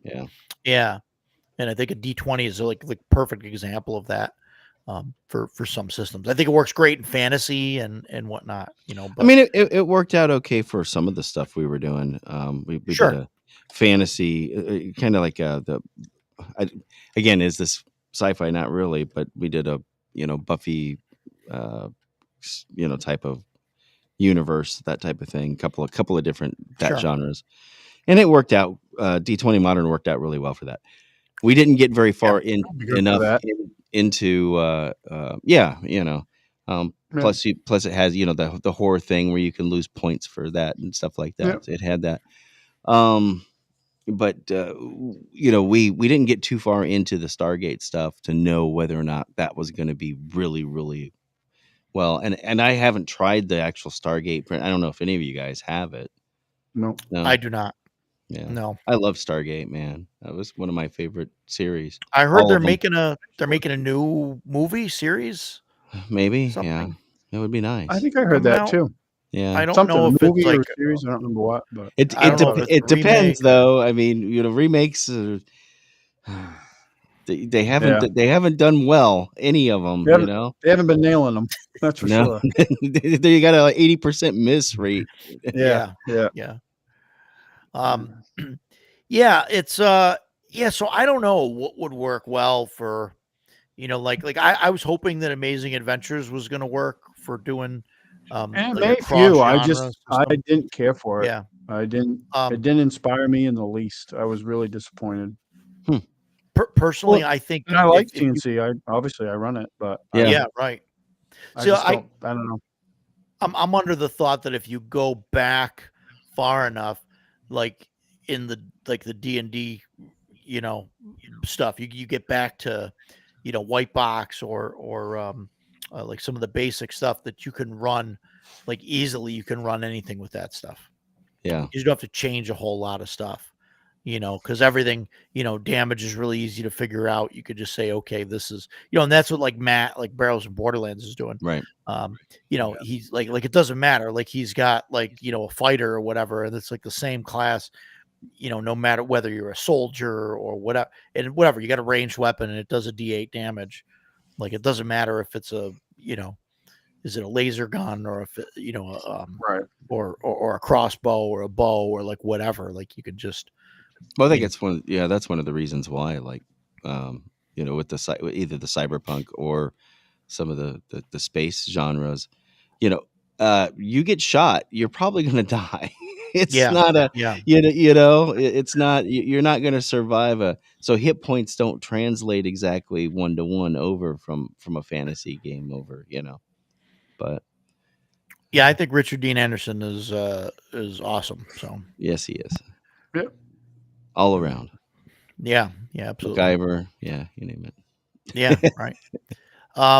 Yeah. So I don't know what you guys got any thoughts on a universal system then? What any I ideas? don't think I've Um, seen one yet, but Takano, what you got? oh, I mean, not much. I mean, I showed that Yeah, Imperium Maledictum. I haven't played it. It's yeah. on my list. And then they had. I'm big. I like Warhammer 40K. I don't play the miniatures game, but like the setting is awesome because it's a combination of fantasy, science fiction, and horror. And they have a new add-on coming for it, which is it's out. So you can play as a. I like this idea of playing as a member of an Inquisitor's team, and you're just hunting down heretics, demons, That's cool. cultists, stuff like that. Would be pretty badass. Those books are on my list to get as soon as I can. Um, it's a really cool setting. I ended up getting the starter set, which actually has a detailed write up on a hive world on a hive. And that, and that's an 'Cause RPG. yeah. This is RPG. Another game that would be really cool. I mean, you could do it with this. I think is the miniatures game for them is Necromunda, with all the different gangs and that would be a lot of fun. And it's something you could do with this. They give you the details. A lot of people play, I guess, Necromunda as a role playing game. Hmm. And then there's also they have a core book too. And this is more like Imperium Maledictum. They have different 40K games, and That Imperium looks like a hefty Maledictum book. it is Yeah, pretty stout. yeah, Imperium Maledictum, you're not a space marine. Like you won't be a space marine. You're um, not a godlike being. You're a relatively normal dude in the different parts of the Militarum, different factions. Yeah, you have I've got the Dark Heresy book from Fantasy Flight. Yeah. And I don't have I any of that haven't. stuff. That's why I'm going to grab the Inquisition books when I can, because I really like that. So I'm listening to one of the Ravener books now. Ravener was an Inquisitor in the lore, and Yeah, I don't have enough like knowledge of the 40K world to like run anything. I really like it. Like it seems like a cool, thing, and I know some stuff with the lore and all that, but like, yeah, I'm the same. I I think don't I know enough to run a game. try to like shrink it down. Like if I was going to do it, I'd probably start with the starter set. Imagine that.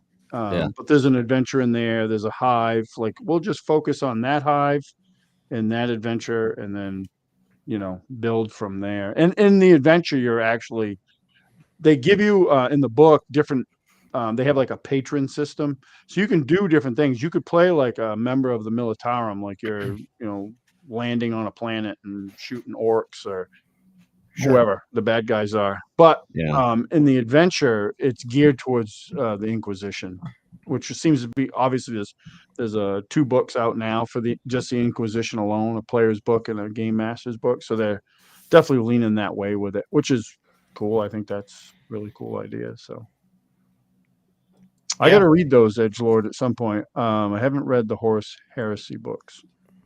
We have Roger and I have a mutual friend that's a nut for 40K, and he said the same thing, that Horus Heresy, he would not stop talking about them, like everything. Wow. It was so good. Yeah. I've never read them, I don't know, but man, he was all on it.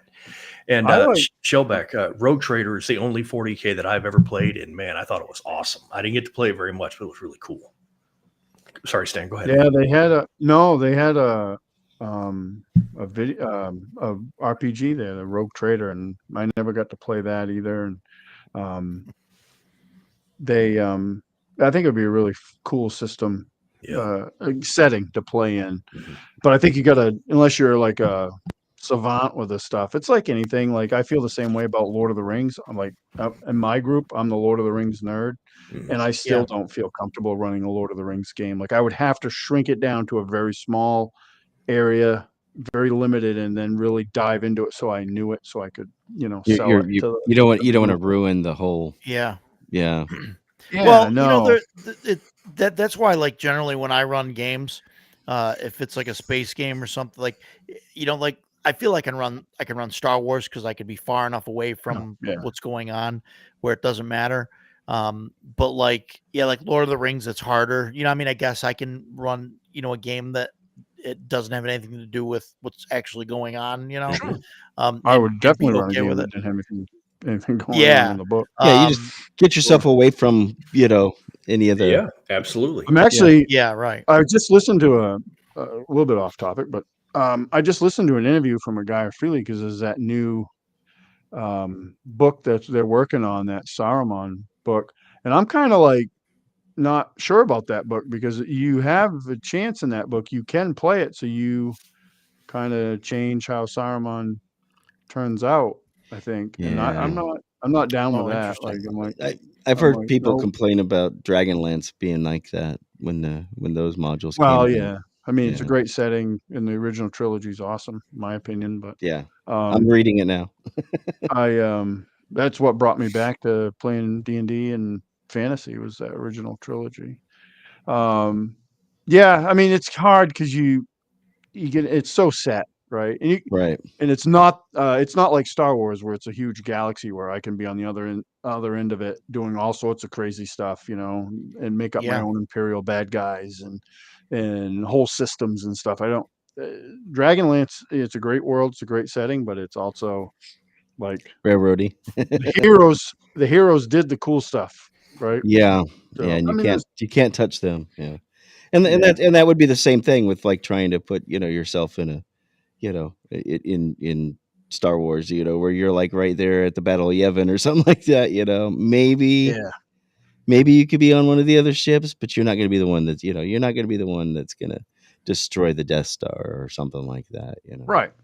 I mean, I think in the right hands, with the right players and the right game master, you could take something like the Battle of Yavin, and I got to be one of the few Y-wing pilots that lived or whatever. I was whatever his name, I don't remember.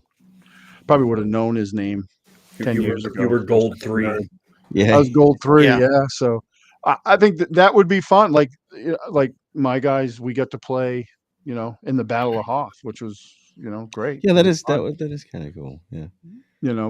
But I'm a big fan of not, like, if we're playing something that has like lore, like we just started playing DCC Lankmar, and my buddy Chris, that was in the chat earlier, he's running it, doing a great job. But when we started actually in Lankmar, Porkins is the man. We were given the option: do we want to play it like close to like the literary books, where you have in DCC Lankmar, you have 3 classes, it is only humans, blah blah blah, and that's what we opted for. I mean, that's why I want to play that. Like, I want to get a chance to experience playing in Lankmar. I don't want, like the example I used earlier Yeah. talking to somebody else about this was like what Wizards of the Coast is doing with Greyhawk. There's tieflings, there's Dragonborn running around.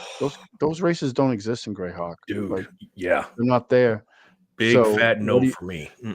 So I like the fact that Goodman Games put in the effort to change their system, change the rules Mhm. enough to make it feel like you're going to play in Yeah. that setting. Like Mhm. that's what I want it there for. The Watts version is like modernized, updated for the modern audience, which always means it's going to be a total piece of crap. Yeah. Mhm. And And that's what they put out, So I'm the same way, Yeah. by the way, with Yeah. Dragonborn. I don't like Dragonborn in Faerun. I don't mind them. Like I ran a campaign. I won't let a my player play 5e them. campaign had them. It was fine, but like my current campaign, I started running CNC. It's in the same world, but like in the area we're in, there are no Dragonborn, there are no Yeah. tieflings. I could make those up if I wanted to, but I don't want them in my game. I wanted the normal core races. Here, Tieflings this and this Tabaxi. sums it up right here. Yes. Yes, absolutely correct. Not Well, one time have I Paul, ever Paul, been proven wrong when anything they said, oh, this has been updated for a modern audience, and it did not. it's been crap. sucked Yeah. every time. Tieflings and I am Tabaxi. literally sitting on my hands so I don't start talking. Yeah. Well, I made the Yeah, mistake don't of get me letting started either, but I let a player play a Tabaxi monk. Nope, Tabaxi, you're off the list now. yeah, my buddy Yeah. Chris that was in the chat, he played a Tabaxi rogue in my 5e campaign, and he played him super well. Took tons of chances, a whole 9 lives thing. Like that's how he played his character. Took tons of chances. He did a great job. But that character, oh my god, it was just he was unstoppable as far as like Right. moving around the battlefield or whatever. Like Yeah. never again. Never again. There we go. There's the Shadowrun. Skyrim clone that you want I to gotta play. get that. And it's I great. gotta get that. Yeah. Gee, who did that? I gotta get Greg Christopher, Chubby Funster. yeah, Chubby Fun Did did that. that. We have to give him a Yeah. plug there. It's great. Yeah. Yeah, Skyrim's great. I use a stuff. lot of Skyrim. I don't say a lot. I do use Skyrim stuff in my CNC game. We have the dragon marks. One of my players got one with the dragon wall. I actually have the one that the Modifius put out for miniatures and terrain. So Awesome. one of the characters got one of those, and I made my own history for it. But the concept was there. The stones, I just drew a blank on what they're called, the ones you find out in the wilds, and you can pray at them or whatever, and we have those. There's mystery behind them. I've changed a few things. They haven't discovered them yet, but Cool. yeah, we use all that stuff. Yeah. It's So awesome. that what Greg did in Yeah, for this those are book great. is there's all like the stuff that you can find, the alchemical stuff and the like plants and things like that. He's got them out there, and you roll randomly on a chart for like what they do, so you don't know like until you find them. That's awesome. I'm gonna have to get that book. Yeah, the Yeah. Dark Brotherhood. Yeah, Yeah. Edgelord, those miniatures are awesome. I've painted a bunch of them. Man, They did a really good job. I had a stack of Call to Arms miniatures. I also used to have the Fallout miniature game. I have no one to play them with. So I look at them and it makes me sad. So I got rid of them all. I didn't want to hang on to I them. will say they're kind of like, if you're into miniatures and stuff, they're kind of a pain in the ass to put together. Yes, they are. The earlier ones. Yeah.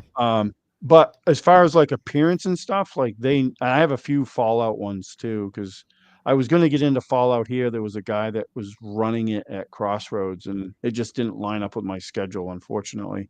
But I've painted a few of I like the Super Mutants because I always thought those guys were cool, so I bought a bunch of those. But I have a bunch of the Skyrim miniatures. Don't I put have that yourself miniature, down actually. I as haven't Lord painted it Man. yet, but- Everybody loves Ayla. Yeah. There's no shame yeah. in it, dude. Nope. Yeah. Nope. Um, She's great. yeah. Shellback. I don't know what that problem's like at all. Yeah, I don't I have have. all- I I have have- my boxes of shame. Oh. I got a couple right behind me. Yeah. I should do a video tour of my basement. Hey, there you machine. go. before the con this year. Buzzsaw might make comeback. Confirmed. Buzzsaw will be there. That's He awesome. will be there. I I think. got to I'm play not with him. sure. I think that Jason's trying to I want tell to us hear about something. this game. Blade I Runner. don't know. What's 'Cause I don't I've have never it. heard of that. What is that all about? Well, everybody, thanks for coming. Oh, Yeah. Oh, we that's gotta go. you've got the I don't think I've seen that before. I don't know. God, That's I don't remember I'm dark. seeing staring that. at myself, man. Close that down. Sorry, I don't remember Front and seeing center. that the special edition book there. I don't Mm. think I That's bought pretty the sharp. core book. Did I buy the core book? I Oh think yeah, you I think must I do have the core core book. Yeah. I bought the starter set, yeah, and I got the core book, and it must be the GM screen sandwiched between Mm-hmm. Yep, the that two too. over there. Yeah. So that's interesting. All right, really quick. CNY is June 12th, 13th, and 14th. June 12th, 13th, and 14th. Here is the there's the flyer there. Go to cnyrpgcon.com. It'll take you to the site. It'll take you to the tabletop event site. I will put that in the chat while Jason is talking about Blade Runner. We did play that a couple times, At PAX. right? We just did the one shots, Mm-hmm. and that was it, right? Yep. That's as far as we got. Yeah. Yeah. It seems like a cool game. I'd play it again. Unfortunately, like so many really awesome games, it's very niche. So you have to find people that are willing to play it. It's got kind of an odd system. It's not entirely free leagues.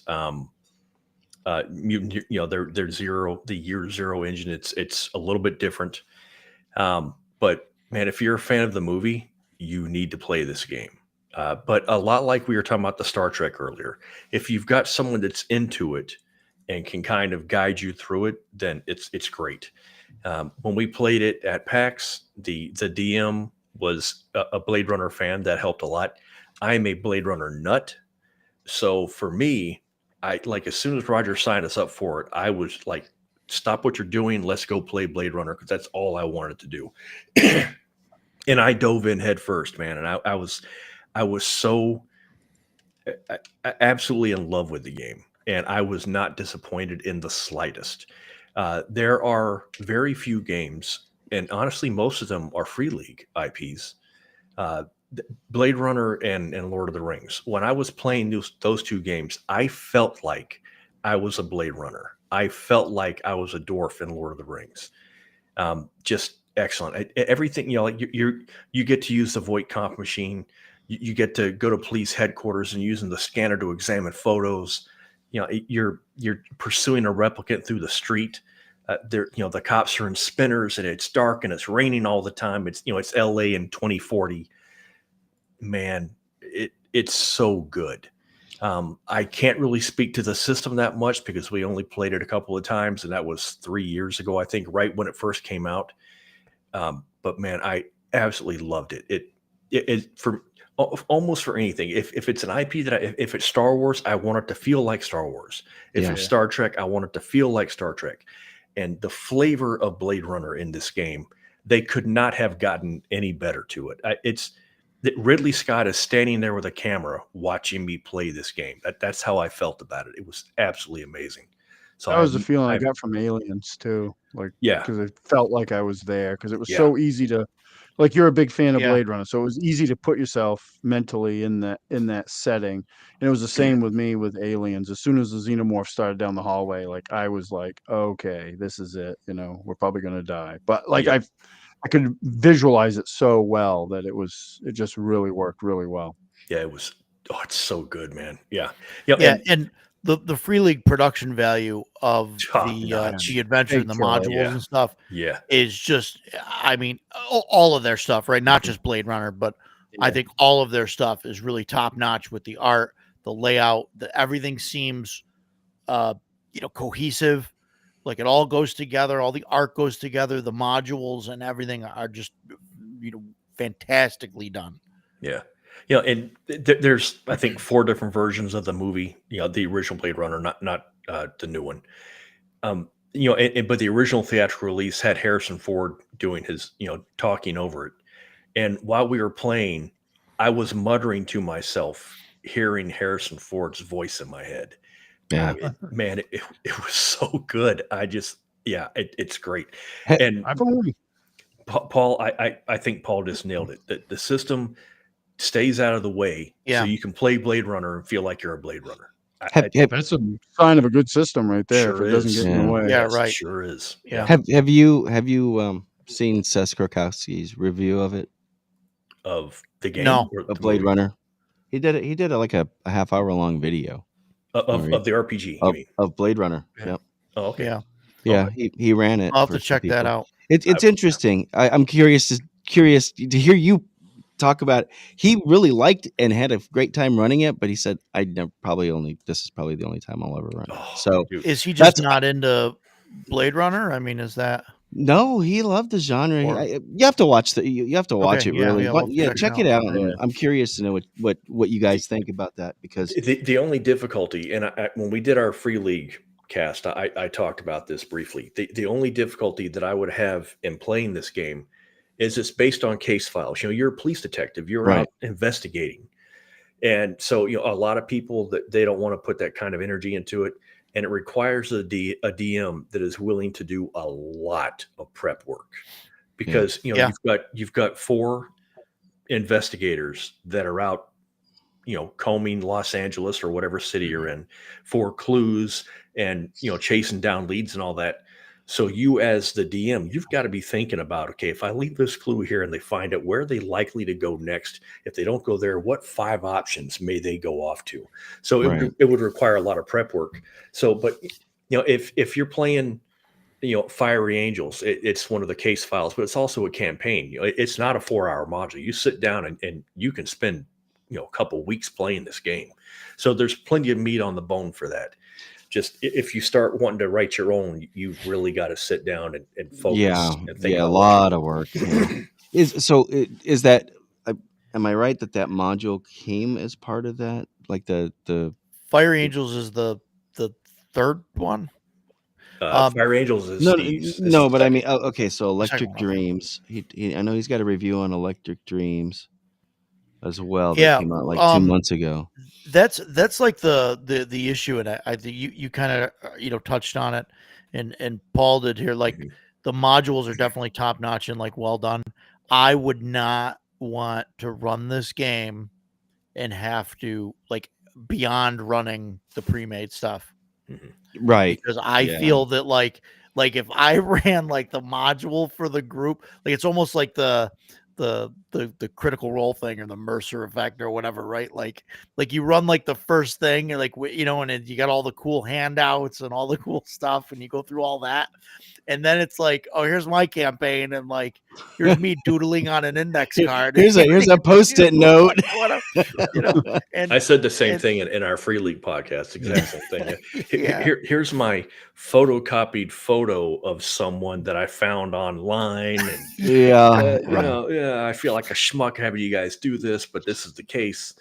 Well, he Yeah. said the So stuff you'd that have was to in these spend- was great. So You'd have to spend like so much time to put it together, which for Making- me, like as a GM, like if I'm going to run a 4-hour session, if I need to prep more than 4 hours, like forget it. Like I just can't. I mean, I'll do it for, some things and all that, but like So- to have to, it seems like I would need like 8 hours or 16 hours Right. to prep for a 4-hour session to come up with the gorgeous handouts and stuff. So that's Jason's gonna run it for us, right? He's Blade like, Jason's gonna well, I run think it, I think the right DM and then also the right players too. I Yeah. think like you had said Oh, that yeah. about something else too.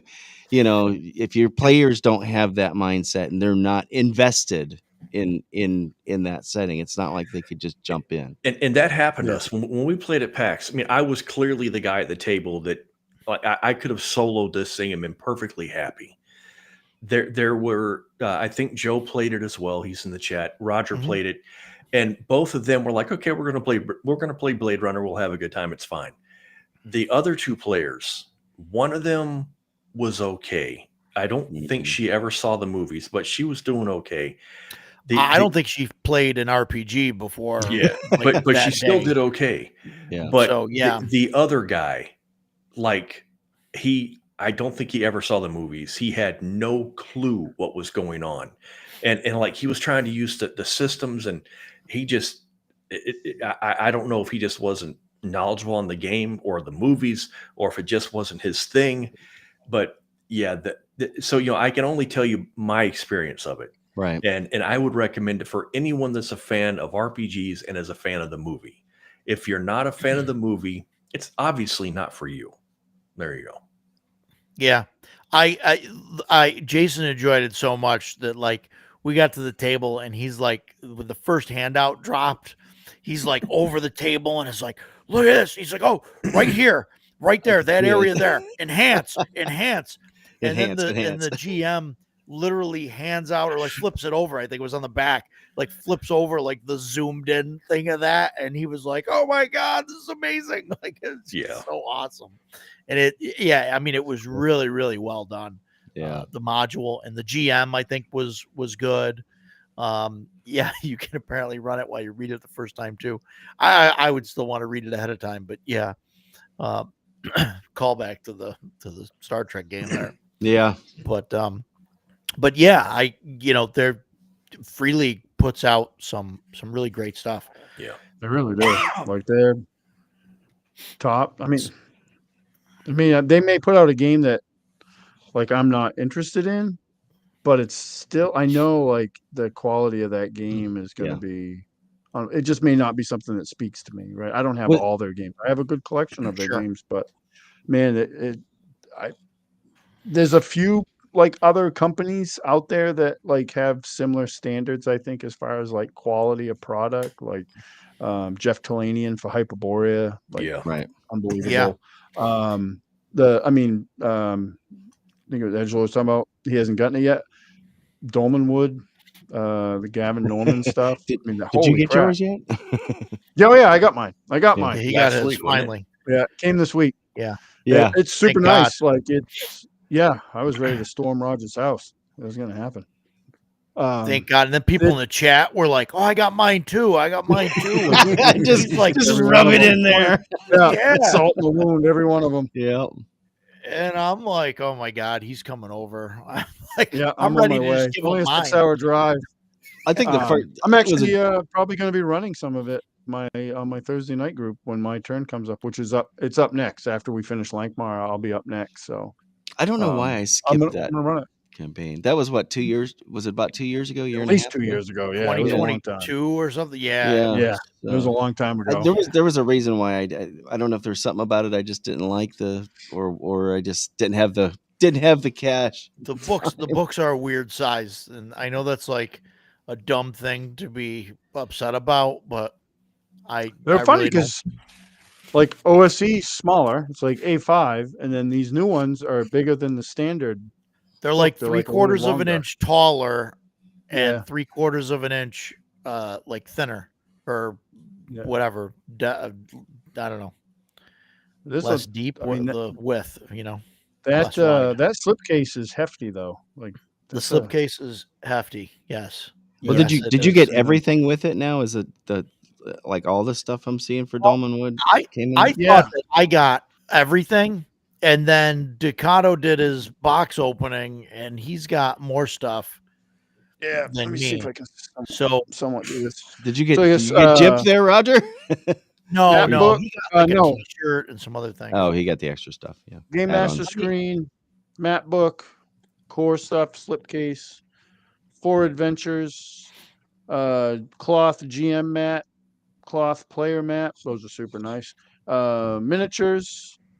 I got pins over there for all the factions. The pins, I did not get the dice bag. The dice bag, and I thought like when I'm like, oh, it's a dice bag, whatever. And I pulled that out, and I'm like, this thing is super nice. Like, it's like oilcloth, embroidered, sewn bottom. Like I use it already. Like it's in my bag for my Thursday night games. My daughter has the dice bag and the dice. Because she's in. I got the dice too. Those are nice too. So the mossy dice. The dice, Yeah. yeah, and just a little, add nod whatever to the dice. Generally, when you get dice that have a symbol on the highest number, it's the same throughout all the dice.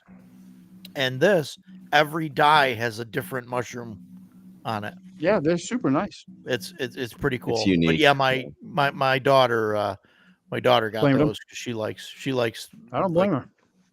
she likes the shrooms and stuff like that, I Shrooms. guess. Let's hope it doesn't evolve into more than that. But Something further. Psilocybin is her friend. She's- yeah, right. Just don't tell her about toad licking. So yeah, oh my gosh. Yeah, She could be Showback. That dice watching. bag Yeah, is thanks. awesome. But yeah, no, the Dolman one stuff is pretty cool. Top They quality. had Yeah, a bunch of delays and stuff. Yeah, the quality is good. top quality. Um, So this, you know. but like I said, Free League is, man, they just kill it with all their Mhm. everything's quality. Like, and they, Yeah, my only problem Got with Free League, and this is I mentioned this on the Free League show, is I bought the special cover or whatever of the Electric State, and it is awful. And I wish I bought oh, really? the regular one. Yeah, I'm gonna show you. That the Electric State is one of the few misses for me for Free League. I backed it immediately, got it, read through it that night, put it down, and said, I don't ever need to look at this again. Here's the Yeah, I don't special have that one. edition. Oh yeah, that is awful. Yeah, it's terrible. Yeah. It reminds me of a yearbook from 1987. Yes, that's right. Mhm. Big It- hair. My and- yearbook from and puffy 1987. shoulders. Big hair and puffy shoulders and all the girls. That's, Yeah. And don't get me wrong, I loved 1987, A lot of Aquanet. but we were really big into neon pink and you all go. the I mean, it was like the thing then. God, that Yeah. was my Yeah, middle school. Didn't they? Was that what they based? There was some show on Netflix. Was that the Electric State, or was that something No. else? No. I'm thinking? That was Tales from the Loop. Yeah. Oh, okay. Yeah. And Very, that- very similar. The Based on the Electric same State. art. Yeah. Well, yeah, it's Go ahead, same Roger. art, Go ahead, same man. art and stuff. Yeah. And Simon that Simon show was freaking terrible. Simon Stalag or something, I think is Yeah. the artist. But yeah. All right, Shellback. Thanks for Thanks, Showback. Anybody? thanks for stopping Yeah, man. by to listen to us complain at each Yeah. other. Yeah. I thought this has been a lot of fun. No, it's been Yeah. good. It's been good. I talked about Shadowrun for 45 minutes. I know. Hey, I I was thrilled helped. to hear I it. To helped, be honest man. with you, 'cause I love that. I know. thing. I was Now I dozing wanna off. buy- Sorry. No, it's fine. No, it's fine. I just like when it comes to like Shadowrun, like I don't have the experience you guys have with that stuff. And so that's I'm like, the okay, thing, Yeah. I'm like, I don't have that with the superhero stuff. Yeah, Same way. Yeah. I have an right. idea So- for a superheroes campaign, but I've never played a superheroes game. Nice. Yeah, they No made a more. movie with Millie Bobby Brown. I do want to check that out. So anything else as far as science fiction that anybody wants to cover? I don't think so. I think I'm we okay. got a lot. Yeah, Yeah. you get a lot. Yeah. Touched on no, Stargate and stuff. we definitely talked about a lot of stuff. There's definitely a lot more science fiction games and all that can be brought up Yeah. and mentioned. Yeah. But I don't have experience playing them. And I mean, there's Doctor all of that Who. stuff. We didn't even touch on Doctor Who. the and that's Doctor got- Who. You know what I like about the Doctor Who game is the initiative order. Okay. Is it's talkers, runners, doers, and then shooters. So they're basically breaking out into the different types of Doctor, and then Yeah. So it's interesting. So like if you're gonna try and talk your way out of it, that's the first thing that like you're allowed to do. And then like after those people do the thing, then you can run away. And then anybody that's doing anything that's not combat related, they can do the thing. And then combat happens last. So they're Yeah. trying to push, like that, and that was kind of neat. And there's another game that does that. I have no idea, like Ray Punk, like this is one of those things. Is that a like, subgenre? I have no idea. Never heard of it. It's a sub, like Ray Punk. Is that like Diesel Punk? That's like with the ray guns and like all of that stuff. Is that what that is? Because I thought that was Diesel Punk. So I don't know what the difference is from Diesel Punk and Ray Punk. We could have brought up, Buck Rogers from, TSR. Right? Buck Rogers. I mean, I never played it. I didn't either. Yeah. Show Neither did apparently a lot of people. That's why they had them stock right, crash and burn. Yeah, right. Yeah. But and that's how we got WotC. But yeah, there you go. So what do you think? Is there anything else you guys want to say about science fiction? Jason? I really like it. Yeah. I like it too. Man, okay, Flash Gordon. That's Ray Flash Punk Gordon is Flash Gordon. Okay. Yeah. Flash What I mean, mixing the fantasy and we had kind of already touched on that really with Shadow. I love mixing fantasy and sci-fi stuff. Yeah, it's fun. So I'm trying to think of where we went. We've been around the universe. I think we've been everywhere. Yeah. What do you got, Ducato? Anything? Final thoughts? No, I think we covered it pretty good. Fantastic. Well, that's great. Of course, we probably missed something, but we probably missed something. And as far as our knowledge goes, I think we covered a lot of stuff. Yeah. Oh, yeah, absolutely. I think so. I think we did good for 3 hours and 21 minutes.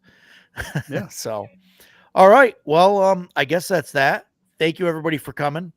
I know that Death Angel gets on me in the chat, and since he's here live with us, he can't get on me about it in the chat, but please like, share, subscribe, all of that stuff. I'm terrible with remembering that. Same. I never say it. Subscribe to my channel, click the like button, subscribe to Ducato's channel, click his like button. Death Angel, what do you want to plug a channel, the Sci-Fi for me or anything? Well, yeah, I'm a moderator, but also occasional guest host, assistant host. Yeah. Oh yeah. Yeah. I have that stuff ready, man. That's my mod screen there. But Sci-Fi for me TV. We're always looking to do interesting topics of topics of the day. Usually we'll have a guest or something like that on occasionally one of the days in the week or so. Always looking for exciting guests to bring on in the daytime. And then tomorrow is last Wednesday we just on Sci-Fi Snobs channel we just did our season 2 finale, which was for the Babylon 5 retrospective, which includes Jason from Sci-Fi for me. Cool. It includes myself, Cam, and Snob. And we get on there and we talked for about 3 hours and 20 minutes about Babylon 5, about a 45-minute long show. So, but it was great. Tomorrow night we're gonna have our season 2 wrap up, and then we're gonna do a Thanksgiving Eve thing, just kind of like an open line, let anybody drop in and talk about Babylon 5. So if we got any Babylon 5 folks, look for Sci-Fi Snob. Yeah, absolutely. So we will see you guys on the other side. And remember, if you have any episode ideas or whatever, drop them in the comments or below once the thing posts, all that fun stuff, or email us, tell us, send me a note, a letter, whatever. You guys know how to find me. So we will see you guys on the other side, and everybody out there, we'll see you guys next Tuesday at 6. Night, everybody. Thank you. Thanks for coming. Good night.